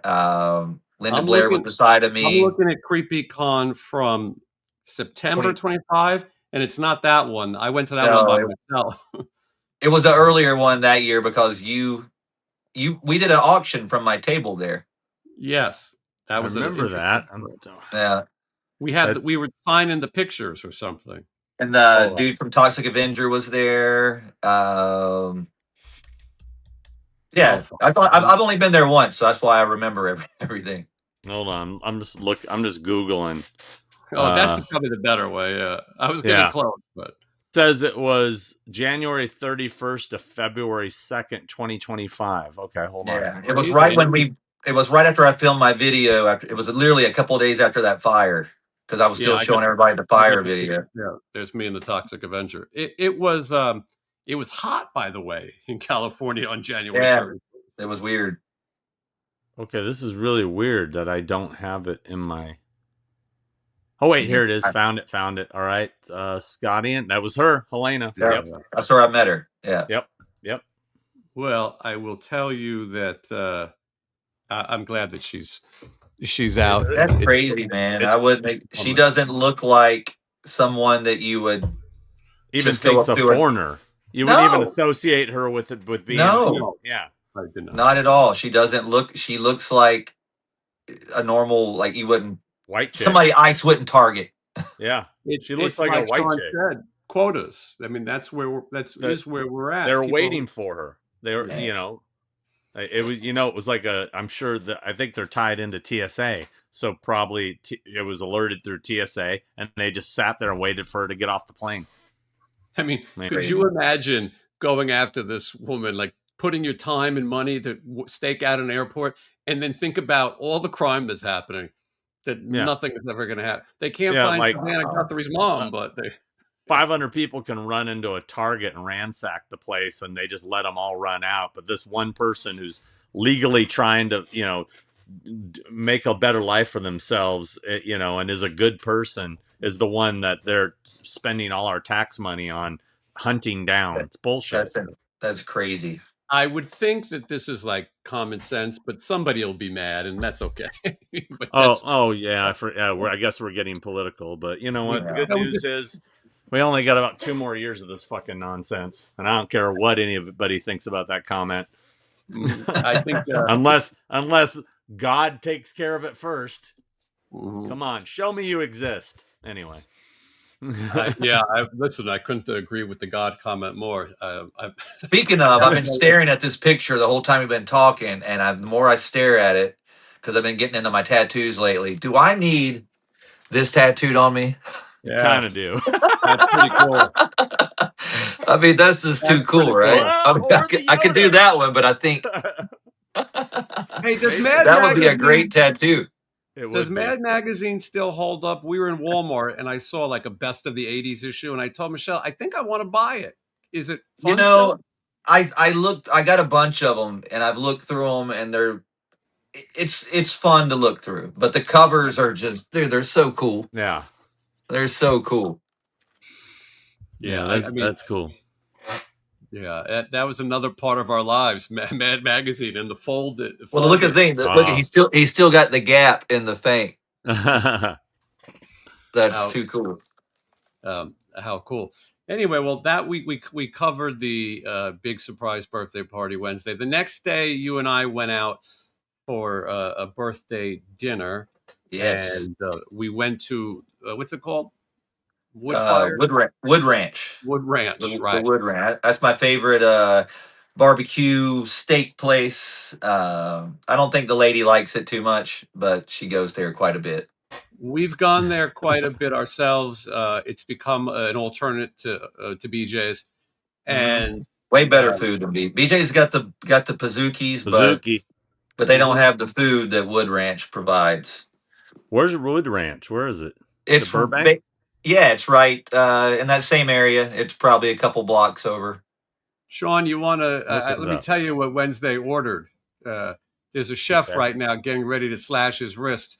He had the filet mignon. That's fine, a nice piece of steak, but he ordered it well done. And butterflied. And butterflied. Yeah, Michelle told me, because I don't pay attention to where the car go. By the way, what did he eat? And then she goes, "Oh, he had a well done steak." I go, "Oh, they must have been." But she said it didn't look that well done. Was it? They still don't do it well done. It's still never ever it's still a little pink. But you want it tough? There's a Wood Ranch right by my house at the Irvine Spectrum. I knew I recognized the name. I've eaten there. I love it. Yeah, I just like steak a little well done. Sometimes if it gets a little rare, it kind of freaks me out. I'll stop eating it. I had such a killer steak last night. McCormick's and Schmidt's. Oh, PJ nice. Souls. PJ Souls and her boyfriend Rob took me out to dinner, and she insisted that she was going to buy me a good steak and Oh, lobster. And That's a good spot. yeah, That's pretty oh cool. no, that was a phenomenal fillet. I mean, that was one of the best steaks I've had in a long time, and it tastes even better when it's free. And PJ Now I Souls. want a steak. I got chicken ready for tonight. Now I want steak.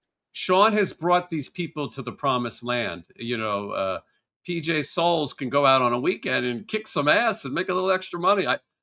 I joke about Nick Castle at Sean's Christmas party. Sean, I hope we're having a Christmas party this year. It's not the same without it. I hope so. I wish I could get back into the tradition of having a Halloween party. Our Halloween parties were, what's funny is I don't think I've had a Halloween party since Nay has lived with me. Wow, it's our busiest time. You're busy probably with conventions. I'm always on. I can't do Halloween party. I did one 20 years ago. I never do it on Halloween. Right. It just needs to be in October sometime. Yeah.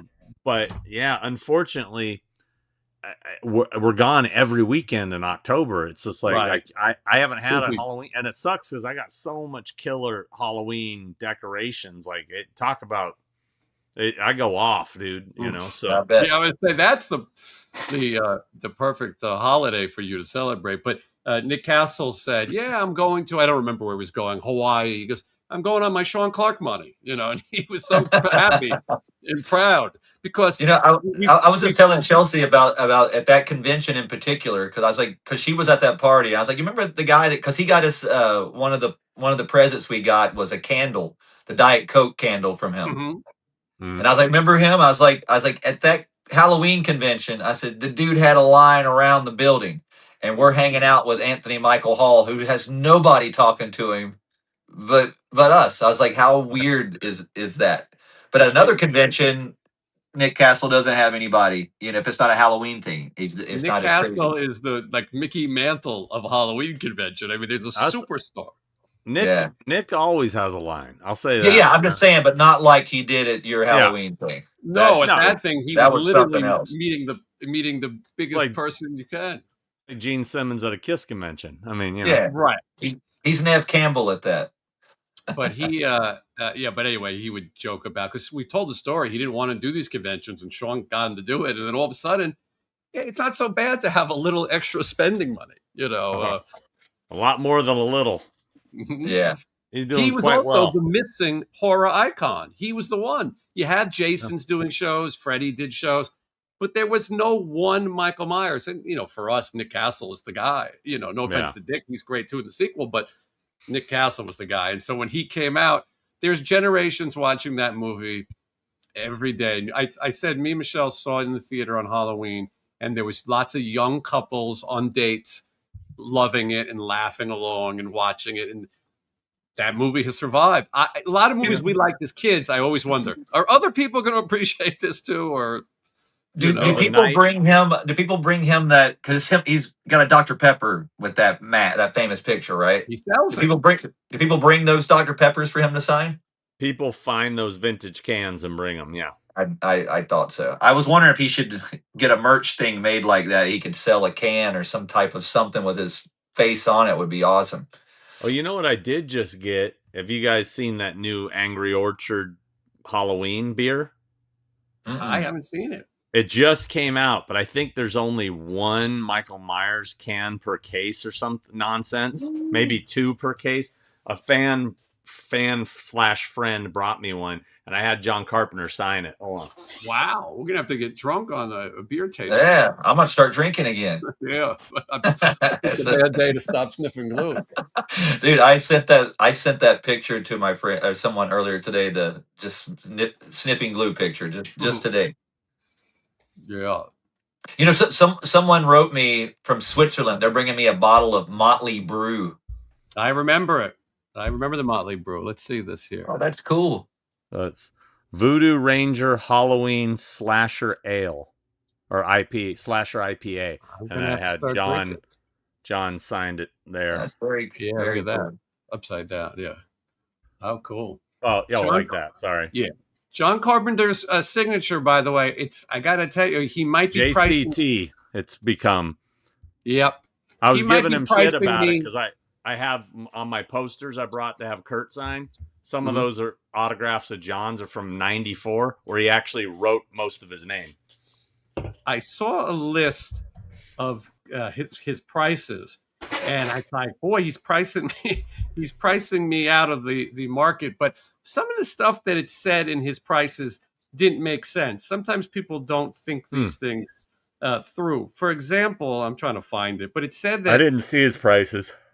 Let's see if I Sorry. can find it. It said that he was charging $50 to write character name, not a character name, but to write director or composer, and but then he would write 5 words for the same price as the 1 word director and composer. And then I thought, well, if you're in it that deep, you might as well spring for the rest. I can't find that list, but people send me these things all the time. But yeah, it's getting expensive. I mean, he was like $200 on a poster, that range. It's getting high.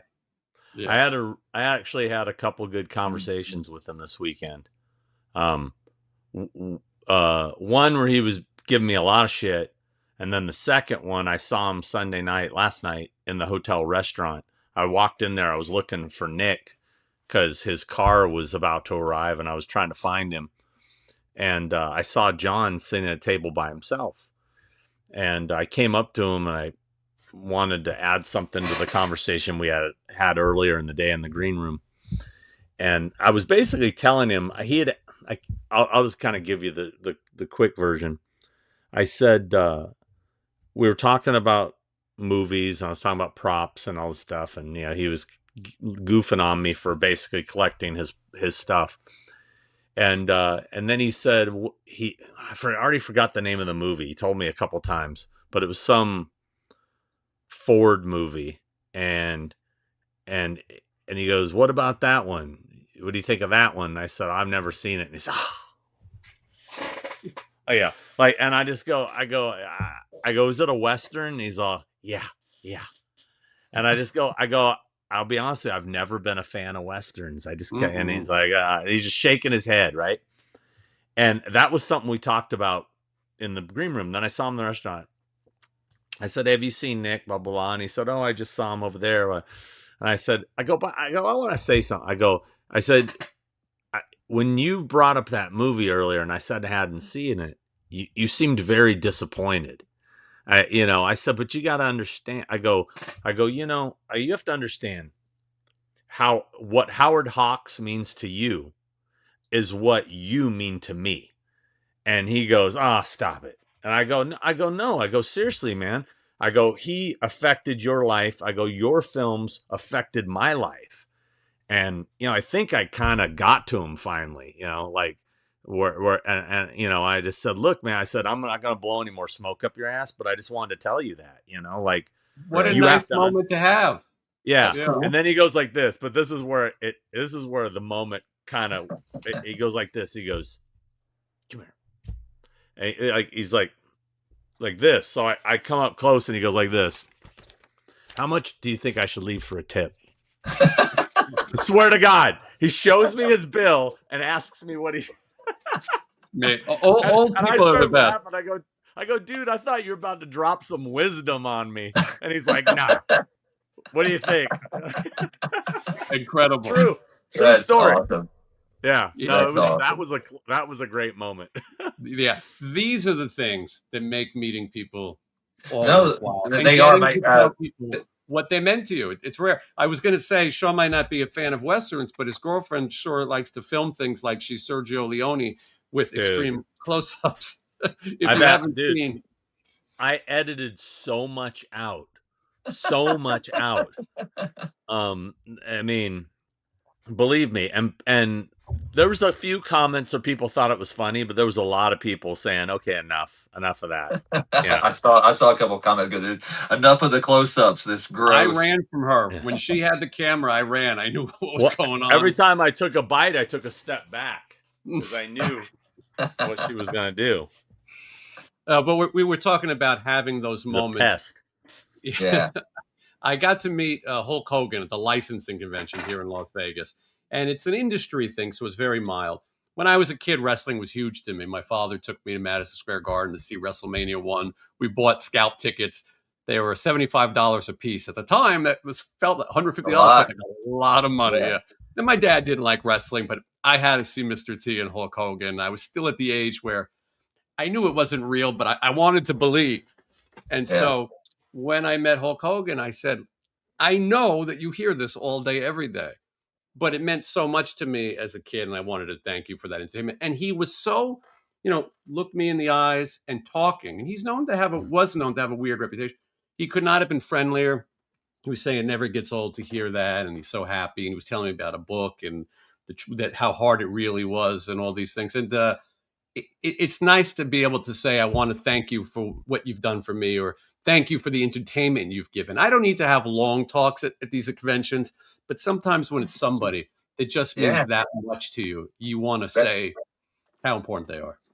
that happened with me with the Gene Simmons thing. Someone just sent me all the photos from the table that I'd had seen of me and him just talking, and there's so many pictures of me and him just laughing, and just like you could see it, like just a picture you showed of talking Right. to Kurt Russell. It's like, Yeah. and I got to tell him the same thing. He was busting my balls, calling me Nikki Sixx the whole time, and then once he started talking to me, and I was just like, dude, I was like, I listen to Kiss every day before I go on stage. When I when I have a good show, I want to have a good show, I listen to Kiss. When I have a good show, I listen to Kiss. I was like, you've been a part of, and he goes, I bet you remember the very first time you heard us and the first show, and we just went into conversation, but it was awesome. Speaking of Kiss, I thought maybe one day we should rank the Kiss albums. I'm terrible at putting things in order, but I think the Kiss records are pretty. It'd be interesting to see where we come up with too. So Yeah, maybe we'll do a whole episode because that's a good idea. how many records are there? There's 20 Oh, something. They're like 25 or something. There's a Yeah, I lot. thought for some reason I thought I 27. mean, if you count the 4 solo albums as individual records. We'd have to count them as records. We'd Yeah. have to make so. them like that. I mean, I think with Kiss, I have a pretty good idea of of my favorites and then my least favorites. But I listened to Animalize the other night because I put out a video about Mark St. John, which is on YouTube now. I watched it. Did you I like need it? to watch it. Yeah. He was 20. So there's 20. Oh, and with the solo albums, 24. So I was close. I said 25. Yeah, 24 with the that's solo right. albums. And that's everything up to that monster record or whatever. Yeah, That's studio okay. albums, not counting live. Okay. Although we kind of have to count Count live it. too, Live too, because side 4. because the side 4. Kiss Yeah. Alive you're talking about, right? Or Live 2? Live 2. Alive 2 has Right. the side 4 is the It recorded has the Bob studio Kulick track. song. You know what? This is what we do. I think we should allow a live 1 and a live 2 to be ranked, but not 3 and 4. Because those are seminal albums, Yeah, I'm with that. No smashes, trashes, and hits though. No. But somebody commented. Although you got All Night and X and Sex. I know. Yeah. You make me work hard. And Eric Carr's Beth. All right. We could go into a few rabbit holes, but somebody said about Mark St. John's grave, they said this lonely grave with nothing on it kind of said all you had to say. And when I was filming, it was a long walk to the grave that he was in. It was in a very quiet section of a huge cemetery. And most people hadn't been visited, and there were graves that were broken. And when I got there, I kind of thought like this guy had this break that everybody wishes they had. And he seemed like a troubled guy, and he just couldn't get along. I mean, somebody could have given him some advice because he seemed like he would argue with Paul and Gene and really Eric too. It doesn't sound like it really had anything. It sounded more, it was the hand problem, I mean, talk about. His hands look like a bumblebee. I mean, like getting the dream gig and not, I mean, that's like, you get hired to be a porn star and you can't get a hard on anymore. You know what I mean? It's like, these are all the hotties you're going to bang. Wait, what? Oh, sorry. We're going to get someone else, He seems similar to Vinnie Vincent to me in some ways. And I think that's what they wanted. Kiss was always infamous for, we better fix it. So when Faster Pussycat and Winger and LA Guns were coming out, it's like, it's time to put out Forever. Let's get Desmond Child to help write a song. They always were trying to compete with the other bands so they didn't look old. And And some of those records, I mean, we'll get into it, but I mean, some of those records have some great songs. But I haven't listened to Animalize in I don't know how long, and Well, I enjoyed it. I think what was happening, like when Vinnie Vincent joined, they were looking for an Eddie Van Halen. They wanted somebody, they wanted a shredder because they're like, we need to compete with this guy, Right. you know, because Ace was never that guy. Ace was all style, you know, where, you know, they want to, you know, and they got it. Boy, they got it. They got it with Spades. Vinnie Vincent. Yeah, that guy was. And Mark St. John. Those guys are both just, you know. Yeah. No, And then Kulick came in and was sort of the blend between both The two. Ace and, you know.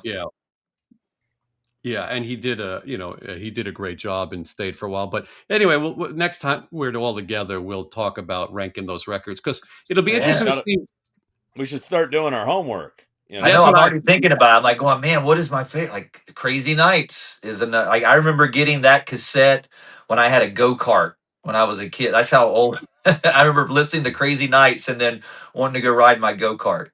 I Drive to go definitely real have fast. to go through the records again, which I like doing anyway. I love doing like the deep dive and just go through it. You know, and things like Carnival of Souls isn't going to place high for me. It counts, but Yeah, I don't even think I know that one that well. That's the one I think I probably know the least.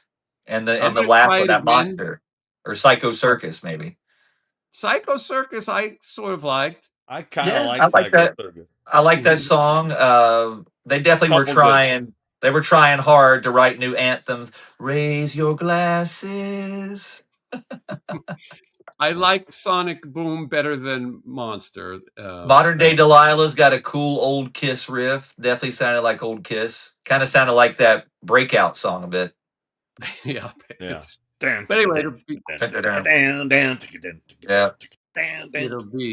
it'll be something fun to discuss. And Kiss is one of those bands. It's funny how many people like are Kiss haters, and I always think they don't get it. They just don't get it. My lady doesn't get it at all. She thinks it's just she doesn't get it, and I'm like, you just keep quiet. Keep quiet about it. You know, the funny thing is, if you didn't know Kiss at all, and you made like a mixtape of like you picked the 10 best Kiss songs, I bet you most people would go, "This is pretty good.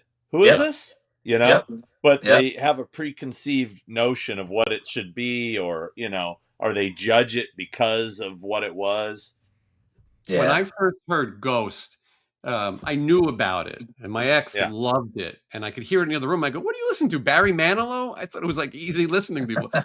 That's Ghost. I go, "You mean it's not metal? It doesn't sound like King Diamond?" She's like, "No, that's kind of Kiss." I think people are expecting this crazy thing, and there's some great pop songs. They've had amazing songwriters work with them, and you know, sometimes you're going to get a record that's a Paul record, and sometimes you're going to get a Gene record, and you know, I think it'll be a fun chat, and I think Kiss fans will enjoy it as well. And we'll see. Kiss is still continuing. I mean, it hasn't. The brand hasn't ended yet. Anyway, what is next for you guys? Wednesday, you're off to North Carolina, your hometown. Yeah, the hometown. I haven't been back to North Carolina in it's been a year, a little over a year since I was there. So I'll get to see my dad and my daughter and my granddaughter. I get to do some of that. I'm going a few days early, so yeah. So that's that's tomorrow night doing the red eye. Oh wow! Are you going to see Motley Crue while you're there? Did that work out? They're playing tonight, so I missed. I was hoping I would be there. It almost lined up because I wanted to be able to go to that because they're playing the actual place I saw Motley Crue. I don't know how many times they're playing like my local amphitheater. But I think I'm going to try to make it to Manson's playing Monday at that same place with Zombies. So I'm going to try to go to that if it works out. I'm very hard on Motley Crue, but I will say that this set list is like the best set list I've seen them play. Opening with Red Hot. Spoiler alert! Opening with Red Hot, then Louder Than Hell. Never thought I'd hear that again. Wild Side, Shout the Devil, Too Fast for Love, Looks That Kill, Too Young to Fall in Love, Take Me to the Top, Primal Scream and Afraid, Home Sweet Home, a guitar solo with elements of Eruption, The Star Spangled Banner, Iron Man, and a Whole Lot of Love. Smoking in the Boys Room, Live Wire, Girls, Girls, Girls, Dr. Feelgood, and Kickstart My Heart. I think that's a pretty, That's an awesome set That's a list. good list. Yeah. yeah. I'm I was actually shocked they're playing Afraid. I I was love that surprised song. you I'm too. I shocked actually, they're playing it. It's a really cool song. it's a cool song, but they haven't played it in forever. Yeah, No, yeah. I thought the video was cool for that song. That's just, I liked it. I'm glad to hear them play it again. Yeah, I Yeah. have to see if and now I'm like maybe I would see them again. I thought I was saying farewell. Speaking of Motley, John They are Fogerty. playing here on the 19th Long of Beach. September. Are you going to that, Sean? I was considering it. Yeah. Let's I was forget. thinking about calling old Johnny, but I Mhm. something tells me they're gonna have a lot of people on the list for that. So Well, he asked me if I was going to that show, and I was like, if I can. So yeah, I'd like to go because yeah, I saw them there back in the day, Long Beach Arena, That's yeah. pretty So cool. Theater of I Pain. think I that's saw the them. day before I start rehearsing, so I have just enough time to go there, and so I definitely want to see that. And I've been paying more attention to Motley Crue, obviously, now that I'm doing stuff with John, so I'm definitely paying attention to it a little more than I guess I would have before. It's too early for you to talk about what songs you may sing, right? That's not out yet. Yeah, because I don't know. I mean, it really, we rehearsed, we got together to try the whole thing out and went through a few songs, and it was awesome. Like it literally just we clicked. We went through like 4 songs about 2 or 3 times and just seen how it clicked, and it got better and better and better, and that was pretty much it. He went on tour, and we've just sort of been talking. The announcement came out for the Vakken show, but yeah, it's a cool response, and it's a really cool opportunity for me. I'm completely stoked that I'm doing that. I said last week, I think it's great for both of you. I think John, it would help for him to show his songs that he was a part of, in addition to Yeah, instrumental. Not everyone is a instrumental fan, and for you to get your name out with some different people as well. So I think that's yeah, going to be a good thing. Then you're on the road, official Wednesday13.com for tour dates, and people can check you out and get a VIP and do all those things. I'm looking forward to seeing you. You're going to be in Vegas, and there's some that's other right. close show. So I'm looking forward to seeing it. Right. I've become a fan of Wednesday 13. Sean, And what's Sean, October 4th is LA, so if you're in town, you and Nay are invited. I don't I think think I am. damn it. Pretty sure I'm not. Let me see. I'm not sure what day that's on. I think it's a weekend, so you're probably gone. I think so. Let me see. Yeah. If it's October, you're gone every weekend, probably. I'm pretty Pretty sure. much, but I think that weekend. Oh wait, hold up. Wait, no. I'm at Scared Ice in Tampa. Far that away. Scared Ice looked like a good show. I looked it up. That's the Jeffrey Dean Morgan, Norman Reedus, John Mhm. Bernthal. I'm gonna be busy that weekend. When I looked at it, I go, why are all these damn conventions in Florida? I mean, how many times can I go back and forth to Florida? I wish that it would be easier. It wouldn't be so I haven't far. been to Florida in years. We haven't toured there in years. I think I might just keep it up. I might never go back to Florida ever. I seem to be in Florida every other month. I'm in Florida a lot. Yeah, I like it. Don't get me wrong, but it's a flight. It's a flight for sure. Sean, I'm sure you don't have much time with videos because you're traveling so much. The OC Fair video is out, and people seem to really be enjoying it. I'm getting a lot of people messaging saying they had a good time. The lady sat down and watched the whole thing by herself. Did she complain? No, which That's is good. awesome. Michelle didn't either. Well, She women. goes, the video was really funny. It was really good. Normally she doesn't like seeing herself on videos, but she was a good sport and she watched it. She said I haven't watched the whole video. I've watched it in pieces. But I was there. I lived it. Yeah. Yeah. It makes me look forward to doing it again, and it makes me think of like what can we do to make it different, or Yeah. or like go on the rides and actually film it. Things like that. By the way, the lady went to the went with the lady. They had ladies' night and went back to the fair, and She told me. they said they thought they were going to be tough and get on a ride, and they all got on a ride, and all of them got sick. The first thing they did, they got to the OC Fair, They didn't eat, and and she told me they had a list of what they were going to eat, and they were going to do this and do that. The first ride was a spinning ride. All three got sick, and that was the end of the fair. That's the ride you got on and got right. That was Was it. that the end of the night? No, they did. They started off that. They started with. Yeah, but were they get so sick that they were done? I think so. I don't think they ate. Yeah, I think it kind of ruined their whole thing. And she and said then they didn't eat. Yeah, and I sent her a video. I don't know if I sent it to you, but there was a video of that thing. I guess it's called the Gravitron or something. But there was some fair where it got stuck, and these people couldn't get off of it. And there's a video; they're just stuck to a wall. Dude, that's my worst nightmare, dude. Yeah. It wouldn't stop. Sometimes I don't know what I'm thinking. I could kill you. I mean, sometimes I go, I'm never getting on any of those rides ever again. I'm lucky to even look at them. Yeah. So you got Mad Monster this weekend, right? Yes. Are you playing? No. We're just doing. I'm just appearing. Okay. Yeah. I'm actually off this weekend, believe it or not. I have people at Mad Monster, but I don't need to be there. Right. Nay's going to some convention this weekend. She's going to that Connecticut Horror Fest, I think. She's going to be with Corey Taylor at that. And I got the weekend off, but then next weekend I got to go to Toronto for the Bruce Dickinson thing. But as far as videos, tonight I've got to finish my Fright Night 2 episode. I have to turn it in to make it on the. I need to watch that movie again. Maybe you'll inspire me to watch it again. Well, I saw Monster 4K. Yeah. I saw Monster Palooza has a Fright Night and Fright Night 2 reunion. And I'm bringing most of them. Yeah. So, I mean, I think that will be fun. It makes me want to watch. I actually want to watch both of them again. And I mean, it's been a little while. I've seen the first one all the time. It's always on Pluto. I feel like it was on last month every day I saw it, but I haven't seen the second one. And if I remember correctly, I don't know his name. I just know him as the bad guy from Cobra. Isn't he like a main guy in that movie? He's kind of like the butler of the main vampire girl. Right. And he's like eating bugs off the car, right? Right. He eats bugs, yeah. Okay. That's what I'll learn.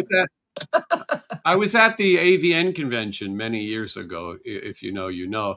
And my friend said, "You see that gay porn star right there?" And I said, "Yes." And he said, "He's from Fright Night." And I was like, "No." And he was. Stephen Jeffries spent 10 years in the industry. It's crazy. I was shocked, though, at the time, because I grew up watching Fright Night. But he's back to making regular movies, I think. You know, I mean, whatever that is for character actors. It's just regular movies. Yeah, right. No, yeah, he's anyway, so that's what's next for you, Sean. Fright Night 2. That's what I'm finishing, and then the next thing I'm gonna get my attention to, unless Chris and I do an episode right away, I'll try to edit that right away. But I was real close to finishing the next growing up in the 80s and 90s video. I moved on to 80s and 90s now. Right. Even though I still think this next episode is primarily 80s. So we'll see. Do you think a lot of people digging that shit? So No, I like it, and I think it's a different touch. Everyone's doing the same shit. Everyone's got the same AI video cover, and everyone's doing the same. Dude, that AI, I don't use it, so I don't know. But every motherfucker has a thumbnail that looks exactly the same. They're using it everywhere. Everybody uses it. So annoying. It makes me not want to click on videos, to be honest. And I might be missing out on something good, but when I see it, it either looks cheap, or I feel like I'm going to hear an AI voice. Yeah. I hate it now that I'm doing press for my tours and the new live record, and I'll do an interview, and then the fucking thumbnail is this AI picture of me that didn't need AI at all. No, you have enough character. Like, I posted a picture today that's an actual photo. It's just it's two pictures, you know, and someone goes, "Cool it with the AI, bro." Yeah. And I'm Well, like, this is the new fuck thing. you. Everyone thinks they can find it. It's like how everyone thinks they know who's using tracks. Now it's AI, but it's not too hard to detect what's AI and No, what's not. And no. my videos, I read my videos, I write my Yeah. videos, and it's not easy. Even walking around a cemetery all day ain't easy. I could ask AI to put it together, but there's work that goes into it. And when I see those, and I know some people are doing good videos, but I'm not. I just can't click Yeah, on it's just something the like that. AI thing. Just, I mean, I get it. It's easy and it works for that kind of stuff. But I just think people, I would think they would all notice what I'm noticing. It all looks the fucking same. It's the Yeah, same we're Yeah. all font. It's saying the it. Yeah. same thing. So change Got it. the same like color scheme Same too. colors. Yeah, Yeah, even my local coffee house has a poster of like the World Cup, and I'm like, that's the same AI shit they're using. and It's what's just, really pissing me off is that because of AI, I now question everything I see. Like somebody put up a picture yesterday online claiming that this picture is like kind of a lost photo from Halloween 2. Mm-hmm. And I was looking at it and it looked real, and I'm like, but is this real or is this yeah. fucking AI? I can't tell. Yeah. I saw a video today of an assembly line of somebody making the GI Joe aircraft carriers, and I'm like, that's not real. Yeah. That's not It's real. happening There was a constantly. video I watched last night. I started to watch. I fucking turned it off immediately because it made me angry. It was in my suggestions of the history of Farrell's ice cream parlor. And I click on it and I immediately start to realize all these vintage photos were fakes, Fake. you know? I hate it. I hate it. Yeah. It's a bummer because I watched the thing about Christmas and it was like, this is the mall in 1987. I was like, oh, I love it. And then Michelle Yeah. walked in, and young people know. She's like, that ain't no fucking mall. That's AI. I'm like, son of a bitch. When I first was like looking at changing up thumbnails a little bit, I was like, let me see what AI would do for a picture of me and Wednesday hosting a live show. And I'm going to show it for the first time. Here it is. This is what they came up with right there. Can you see that? What the fuck? Huh? That ain't me, and that ain't Well, like Wednesday. I did some Jesus. I did some podcast. Actually, you could find it. I'm sure you could find it. I did a podcast with those Dead Pit guys, and Uh-huh. they did some fucking AI image, and it did not look anything like me. I And I gotta was see like, it. "Who?" And I gave them shit on the show. I'm like, "Dude, what the fuck is that supposed to be? That don't look nothing like me." Yep. Are you Hold looking on. for it? Yes. I mean, it had the right hair, but it looked like a different dude with my haircut. Sometimes it's a different person. Yeah. Well, obviously those people weren't me and Wednesday, not even close. No, dude, I look like Stacy Blades more in Oh, that here it is. picture, It's right? terrible. No, well, Sean looks like I just got to figure out how to open another window. Sean looks like Carrie Kelly or something. Hold on, this is terrible. Let me get it on my phone. Boy, they made Sean look terrible. Oh God, Yeah, what this do they AI look like? stuff is getting out of control. Yeah, yeah. But it, And I I'm don't know. starting to question fucking t-shirts that I see of all this stuff coming out too. All these new horror Yeah. shirts. I'm like, I don't know about that. Yeah. That's happening a lot too. And Yep. now Michael Myers' middle finger is on every T-shirt. And like a lot of conventions are using it for their I'm like, I'm super anti that. Like, I Yeah. don't want you fucking, advertising my clients with some AI bullshit. I But go out yeah. of my way. I mean, I've got a Look at cool that. That looks artist. nothing like me. It don't You look look like like the Quentin other guys Tarantino in either. that. I don't know who I look. I look like that dude from the fucking Punisher Warzone movie. What's that guy's name? I'm not sure. Hold on. You look pulled back. You look like Matthew Perry and Bruce Campbell in that picture. But with like bad facial surgery. It's funny as I was looking at my phone because I had some pictures on the screen, but it's all Clive Burr. I'm working on a story about Clive Burr. Definitely. Spoiler alert. Yeah. Spoiler alert. I gotta hurry though, because if you say something that someone else will make 20 of the same video Yeah. tonight with AI though. You know, and they pronounce things Jordan the wrong. Lion's gonna drop a fucking Clive Burr video tomorrow. I've got to hurry. I've got to hurry. Otherwise, the AI though, when they use the voice too, it's ridiculous. And you just watch until you hear a word pronounced wrong, and you go. And they do tug on your heartstrings because it's things that we grew up with. What is the true story of Carvel ice cream? That's a New York one for me. Yeah. And then I turn it on and I hear them say everything wrong. They have Gene one Simmons here. is the bass player. This guy. Right. This is what, dude. Tell me that didn't look like this guy. I looked like that guy. That's what that fucking thumbnail looked like. Dominic West. He was an actor. He was in Punisher Warzone. I remember him. Yeah, I don't know what people are thinking, and I know people want to. They're not thinking. That's what it is. They're not thinking, and they're doing it quick, and they're not actually staring at the image, because that's all I do is look at little things like that, man, and I can spot it a mile off, and like it's ridiculous. So stop doing it out there. I love toy videos and unboxings and things like that, and they all do the same thumbnail AI, where the guy's like this. Holding the open mouth or the shocked face. Yeah. And it's like, I just can't, I can't click on it out of principle. I just know it's Anyway, so Sean, right now, people can watch OC Fair, the Fright Night 2. Hopefully we will be seeing. Well, you won't see that until it comes out on 4K in October, but then it will be on my YouTube channel at some point. But yeah, I got to get working on my bodyguard episode. Another great one. It's coming. Class of 1984. I'm going to Toronto for the Bruce Dickinson thing. I'm finishing Class of 1984 while I'm there. So wow, that's cool. It's great how we look at our schedules and go, okay, now what can I really do?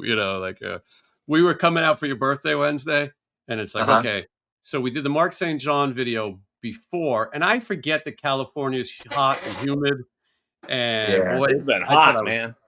It was hot. I thought I was having a heart attack. I'm dying. It's too hot.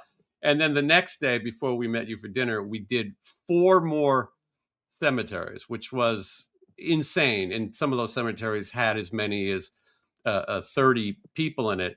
I'm trying to put together a thing about Christmas people, right? Like, legends. And I learned most Christmas people are Jewish, at least the people who contributed to the things we like, our favorite songs. So I was in the cemetery, and there was a guy, his name was George Weil. He wrote It's Beginning to Look a Lot Like Christmas, but he also wrote the Gilligan's Island theme and other TV stuff. And then Yukon Cornelius was buried there, Larry DeMay. Oh, wow. It was kind of fun. And the other Christmas legend, who also is not known for being Jewish, I mean, I think people know who he is James Caan. Oh, wow. Because he plays Sonny Corleone, you would think that he's Italian, but so we did those graves, and then we did some new ones too. I mean, Bob Saget's fairly new, and I just meet James Caan. I did, and he was really cool. Did you meet him? Yeah. He did a London film and Comic-Con show, and I met him there. He lived up to the hype. When I met him, he was at a boxing event here, and he was just. I had him sign Godfather photos. Trying to see what I got. I think I know what I had him sign. I'm looking. Yeah, he was in a family plot. Another one that you guys would be interested in, a Wendy Jo Sperber. Oh yeah, bosom buddies. Bosom buddies. Bachelor party. Yeah. She sadly she Back passed to the away. Future. And yes, she's a McFly. Back to the Future. Sadly, she had breast cancer and passed away young. I got a Misery. Wow, great. Yeah, Misery. Mm-hmm. When I was looking at the movies that James Caan was in, it's like, this guy's had some career. But Elf, he'll be a Christmas icon in Elf every year for the rest of his life. What about Alien Nation? I forgot about Alien Nation, yeah. I need to see that again. I think I saw that again recently, or pieces of it. And it seemed pretty cool. I'm trying to see. Dick Warlock was one of the guys in Rollerball. One of the really? Stunt guys, in the outfits. He had some amazing career as a stunt person. By the way, that's Chelsea's favorite actor's name, by the way, Dick Warlock. Wow, Highly look at recommend that. his new book. What's the book? Yeah. I Yeah. also talked to Kurt Russell about this book because Kurt Russell wrote the forward. Dick Oh, was his interesting. stuntman, right? On Escape from New Stunt York. double. Look, Yeah, there look they at are. No way. I think Dick Warlock's like a foot taller than Kurt Russell. Oh, I Is could that be book wrong. out now, Sean? I know he was advertising. Yeah. It's new, right? It's It's just out. I You got can to get it check on it out. Amazon. Yeah. Signed, We my should- we signed should- copy, of course. We should put a link though, because I think people would enjoy it. Another one. When we film the graves, a lot of times I tell Michelle, you find it first, and then I'll come out and film the walk to the grave. So I had to explain to her Criswell. Oh wow. Yeah. Wow, you're in the book, Sean. I'm in the book. Look at Awesome. that. Apparently, Cool. his wife told me he wrote, had a whole section about me, but during the editing process, his editor cut that part out. But I did make the book still. You ended up on the cutting room floor. But I am Criswell, brought up though. explaining to Michelle what a Criswell is wasn't the most. It wasn't easy. Put it like that. Yeah. And Greetings, people. I told her, "Do you want me to predict where it is?" And He's then still she alive? goes, "No, we're looking at his grave. He's dead. Oh, The I actor got a who played picture him is with him. alive. Jeffrey Jones is alive. Yeah. I got a picture with Criswell. The real Criswell? Isn't it the real guy? Didn't he die like 10 years ago? Yeah, I think Yeah, so. gotta be him. Yeah. That's amazing. Yeah. He was at a Monster Mania. I got a picture. love He's it. doing this. He's doing the thing. I love it. Hold on. I Let mean, me it see if I can couldn't be find it. cooler. His grave does say Criswell predicts on it. Should say like Criswell predicts he will rise or something. Yeah, spooky. I think so. And we went to Hillel Slovak. I haven't watched the documentary yet, but I'm I going did to meet probably him. watch that tonight. Yeah, Met him. Got his autograph. that's great. How did that come about, Sean? I was at a Red Hot Chili Peppers concert, and I happened to bump into him, Flea, and Anthony, and they all signed my Chili Pepper shirt. I still have it. Wow. Yeah, that's not a common signature. No, he wrote, "To Sean, bite the booty bubble." Hillel.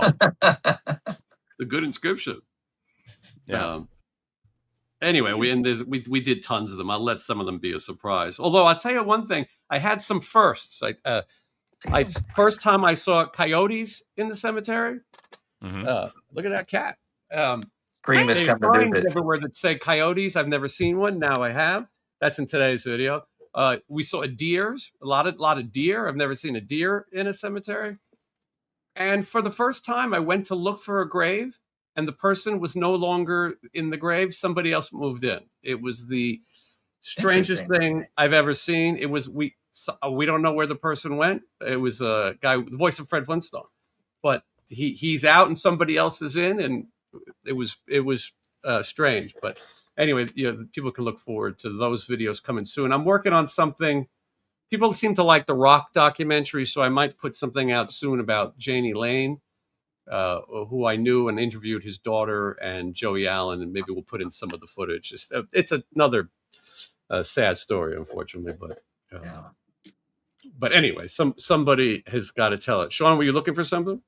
I'm trying to find the Criswell picture. I'm trying to figure out when he was there. I didn't even give Michelle his real name.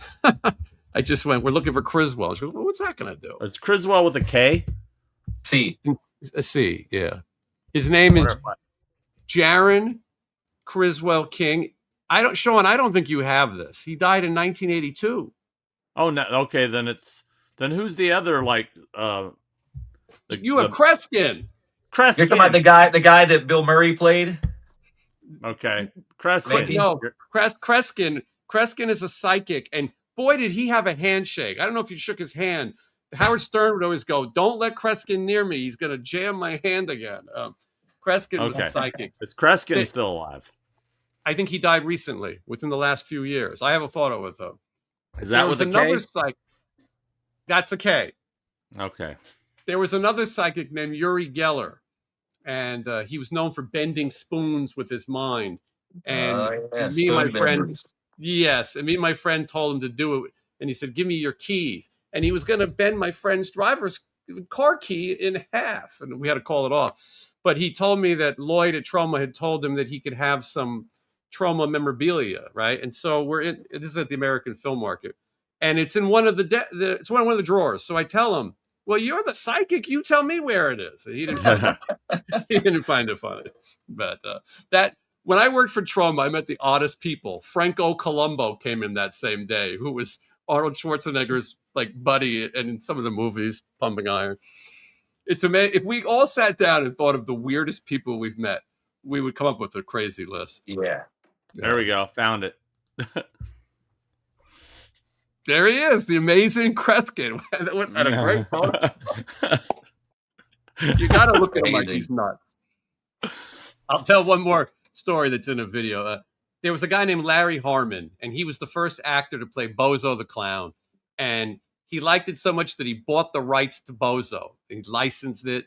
And so me and my friends were going to the licensing convention in New York at the Javits Center. And we said, we're going to meet the actual Bozo the Clown. Nobody's probably asked this guy for his autograph in 100 years. And he's one of these guys who goes, like, hey. So I said, let's see how many times we could call him Bozo before he notices. So we just went over and we go, oh my God, Bozo. And he's just every time, we can't tell you how much we loved you as Bozo.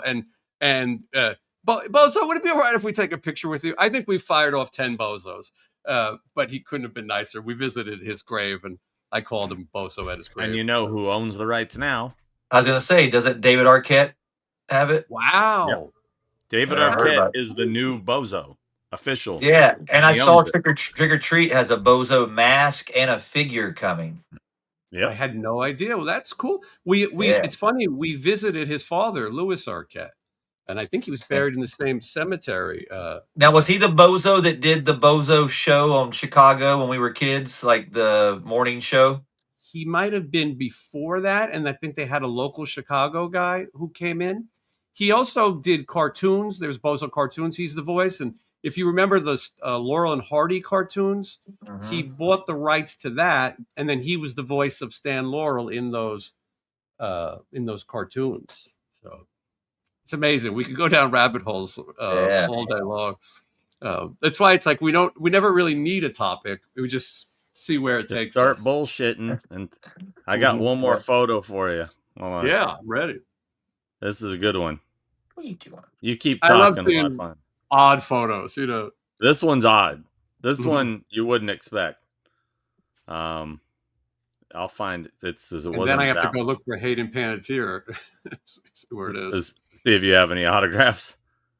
I don't have any autographs. I don't think. I know I have a picture with her. Okay. But Sean, have you met the Ancient Aliens guy with the crazy hair yet? Have you seen him? I saw him at like Monster Palooza the first time I went there. I saw him, but I'm not a fan of that, so I didn't really. Yeah.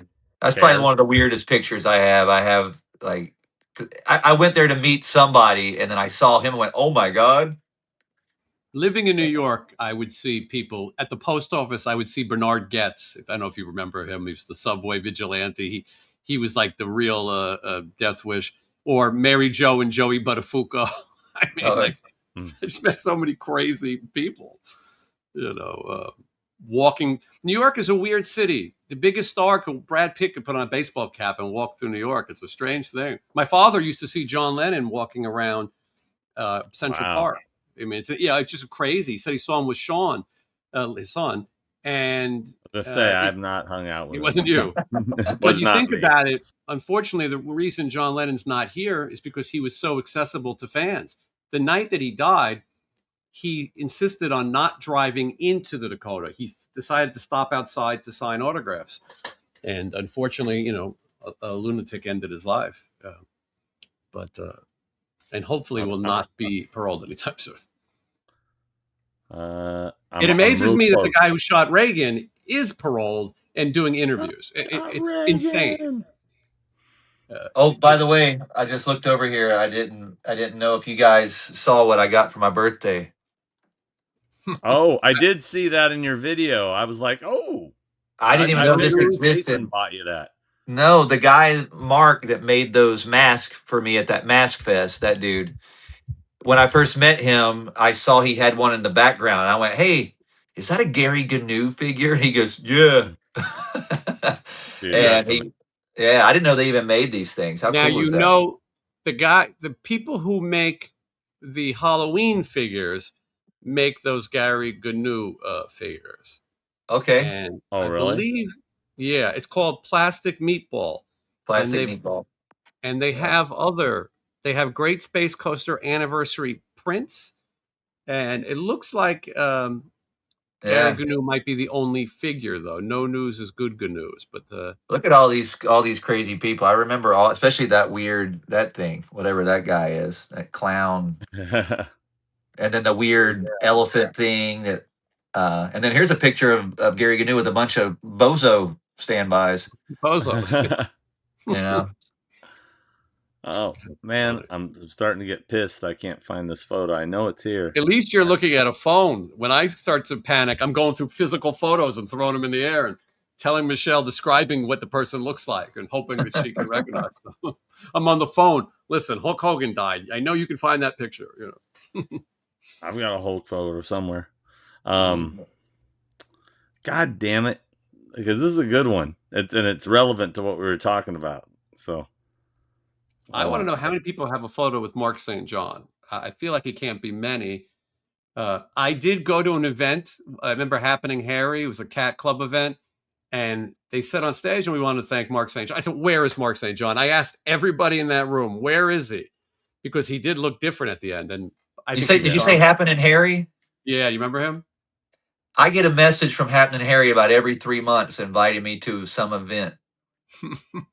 Yeah, you I have. mean, for the last 15, 16 years, I've You're on never the been list. to one, but I still get a message about it. But so I did not get the photo with Mark St. John that I would have one liked to. last one last You know what? effort You here. should name your next cat Mark St. John.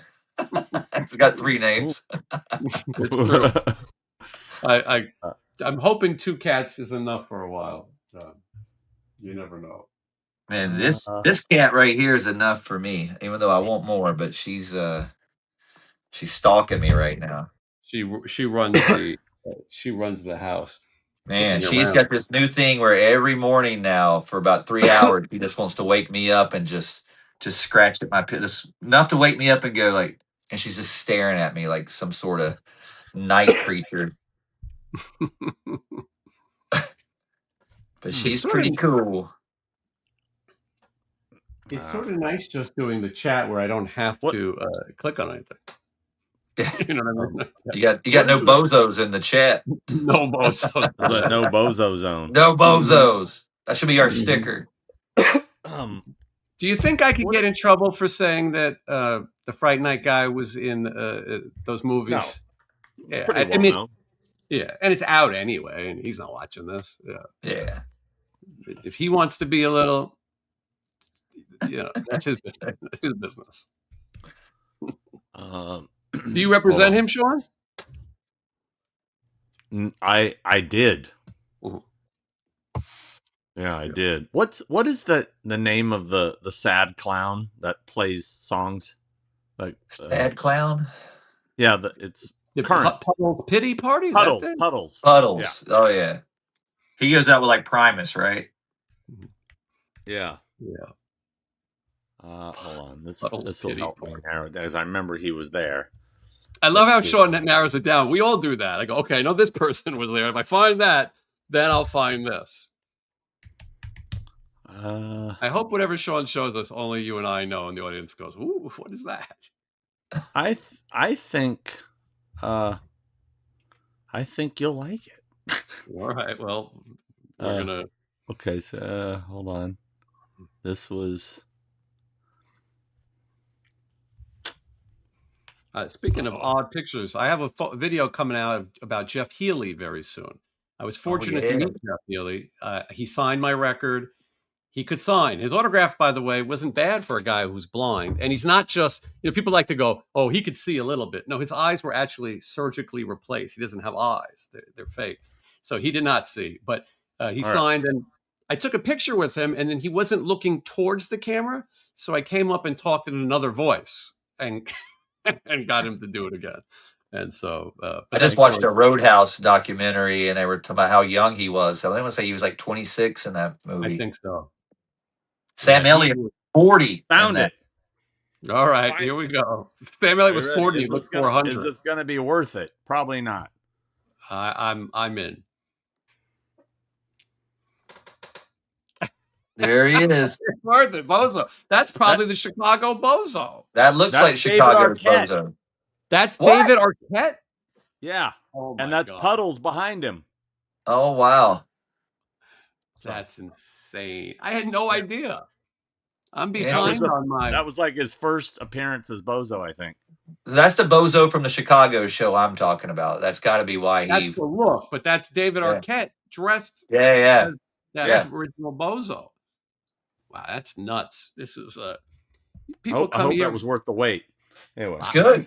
Yeah, I didn't Yeah. know I knew he had some affiliate. I didn't know he dressed up and did that. That's really cool. I don't know how often he's doing it, but he did it there. He did a whole performance. I Yeah. know he canceled Midsummer, and I need him on my Scream poster. But And he also canceled something else that we did. He canceled 2 shows in a row because he's filming. Maybe he had important Bozo business to tend to. Maybe he was filming Bozo. He told me it was a movie, but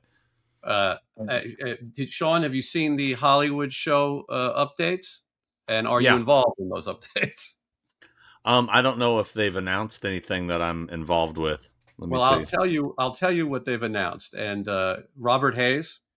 Yeah, that's me. And then David Leisure and also Jill Whelan from The Love Boat. But those are all people who were in the movie Airplane. This is the show for you, Wednesday. You're out of town. I'm gone. And you have an automatic pilot in your house. Right there. Yeah. By the way, I'm actually not going to be there either. I got to send somebody, but I do have a few that they're going to be adding,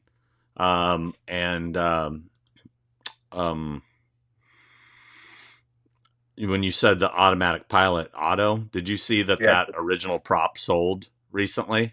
No. Yeah, it was like $100,000. It was a lot, and it's still inflated. You can buy one. Yeah. Like this one is the one that I have. It came with like the 30th anniversary DVD. This is the real one. So, but they make one that you can buy that's that size. That you can still get. Like I might need to get one for my car. What if we all went in on it? What's gone now? And then we just set it up at conventions, $10 photos with it. Or be right back sign and just pop him up and just leave for an hour. Actually, that'd be a good photo op with Robert. Have him seat next to him. Mm-hmm. Even getting look it up online. I'm pretty sure that when I was looking those up, I found like some company that made one that was big.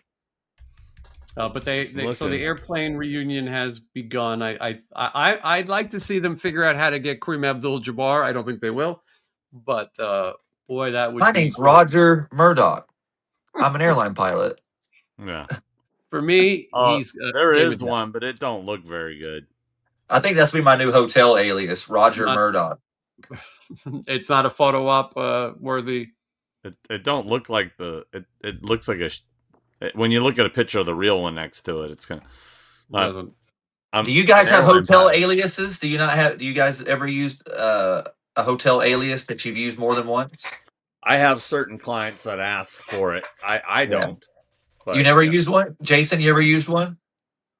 Yeah. But not really because I cared about me, but to throw people off of other people. I've always done it only just because it's stupid. I'm Dr. Drake Ramore. I remember. And when they call my room, they go, Mr. Ramore, I go, please call me doctor. I do that constantly. A friend of mine was meeting John 5 at the Palms to give him something Kiss related. Kiss was performing, and he was staying under the name Vinnie Vincent. True story. Yeah. I don't know if so. Dr. Drake Ramore, that name is from Friends. That's that's Joey's Days of Our Lives character. Yeah. Yeah. Please call me doctor. But that would have been a good one. I have there's 2 I don't want to say what they are because he still uses them, but there's 2 aliases that Norman Reedus goes under. Right, that's the thing. If they stick to the same ones, Yeah. when I and used you'll to appreciate both of them. What are they? well, after wait till Tell we me. go Tell on. me right now Well, so you we can know. cut it out right now. You can cut it out, right? Or do you No, want to wait I till don't the want to end? do it. I don't want to do any Okay. editing. We'll tell it after. I remember Joey Fatone, I believe it was staying under Ron Jeremy at hotels. And one time he was at the same hotel as Ron Jeremy. And Ron said at his door were all these like NSYNC fans, like pounded on the door because they thought they found Joey Fatone's room. And but I used to watch him go to hotels and say, "Oh no, don't put me under a fake name. I encourage stalking." And this is a man who never went to sleep in his entire life, except now. But when he was alive, and he didn't get, most people, you get in your bed at night and you tuck yourself in and you go to sleep. He sat in a chair, he fell on a floor, he slept in the car. There was nights he'd come visit me in a hotel. He was closer to my friend, and we'd come down into the lobby and he'd be sleeping in his car because he forgot to go home. And so anyway, this he would encourage, like he said, I encourage stalking. I want people to be able to find me. Did Ron Jeremy die? He did. People are going to get mad. He did not die, but he is suffering from dementia. I'll be right back. So he no longer knows where he is. And some people say, look, he was trying to get out of a trial. I can tell you, he really, dementia was building for a long time with him. He didn't know who he was or where he was, and they made a documentary on the BBC about him and the end of his life. And I'm in it playing bass at the end because he came to one of our shows and did like some stand up, and like every bad joke I'd go with the Gene Simmons slide. But yeah, anyway, the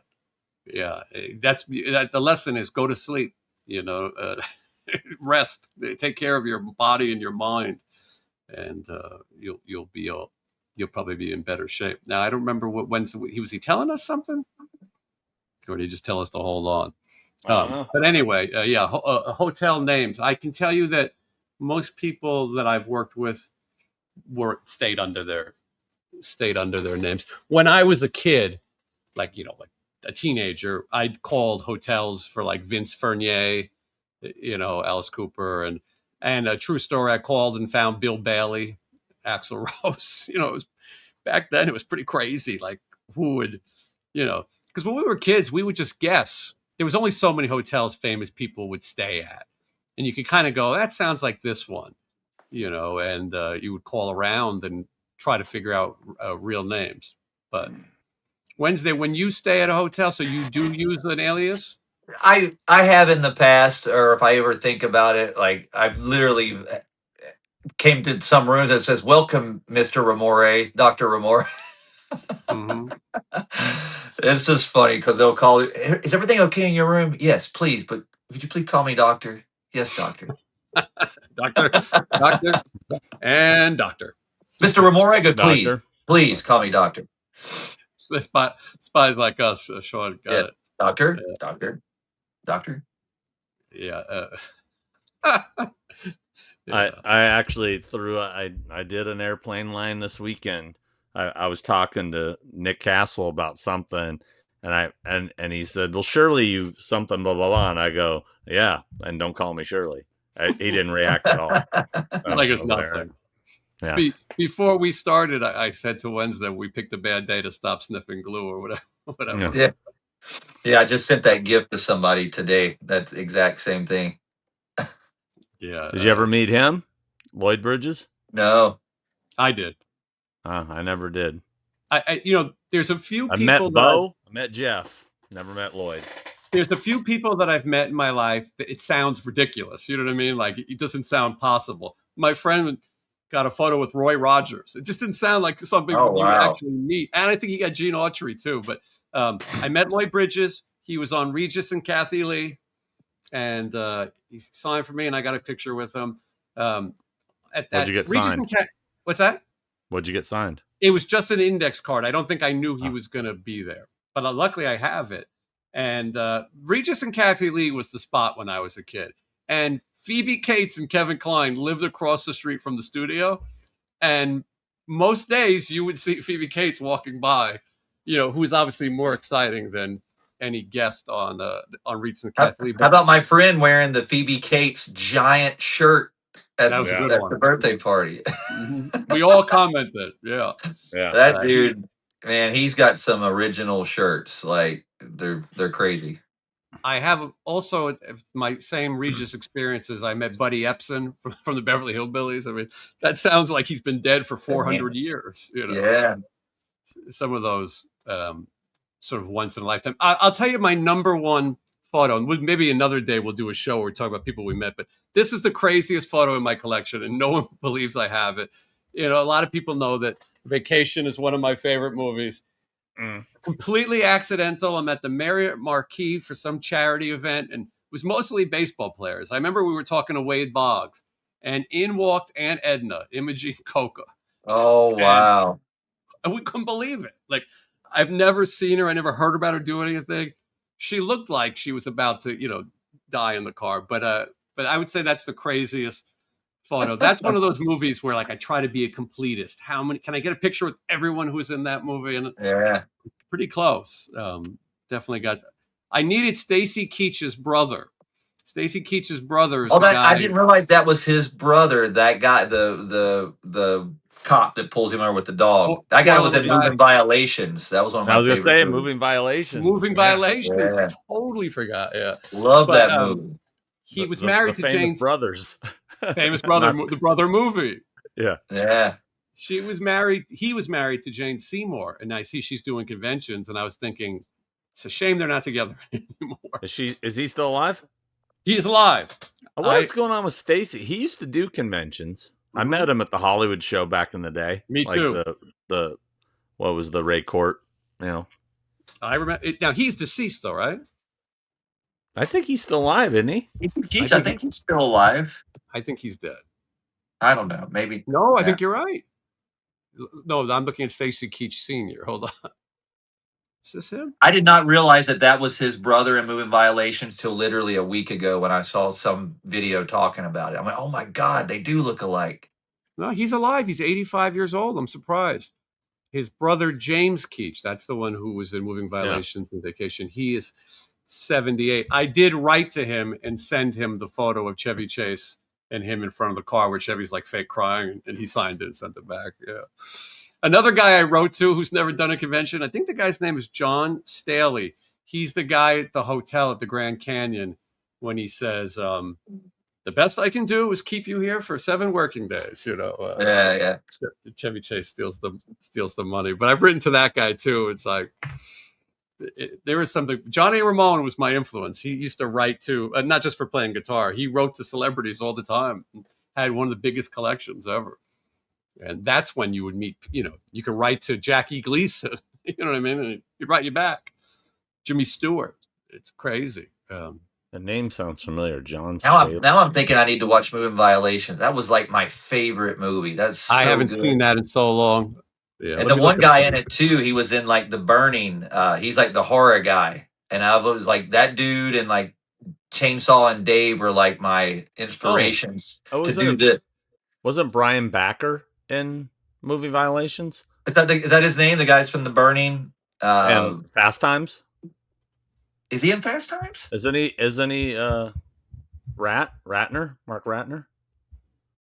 Is that who you're talking about? No, I'm talking about the guy. I think he's the guy that gets the shears in him on The Burning. Oh, that dude.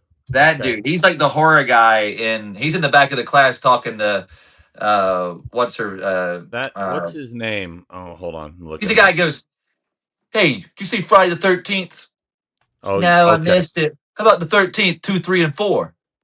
Sorry, missed them all. But too bad. They were great."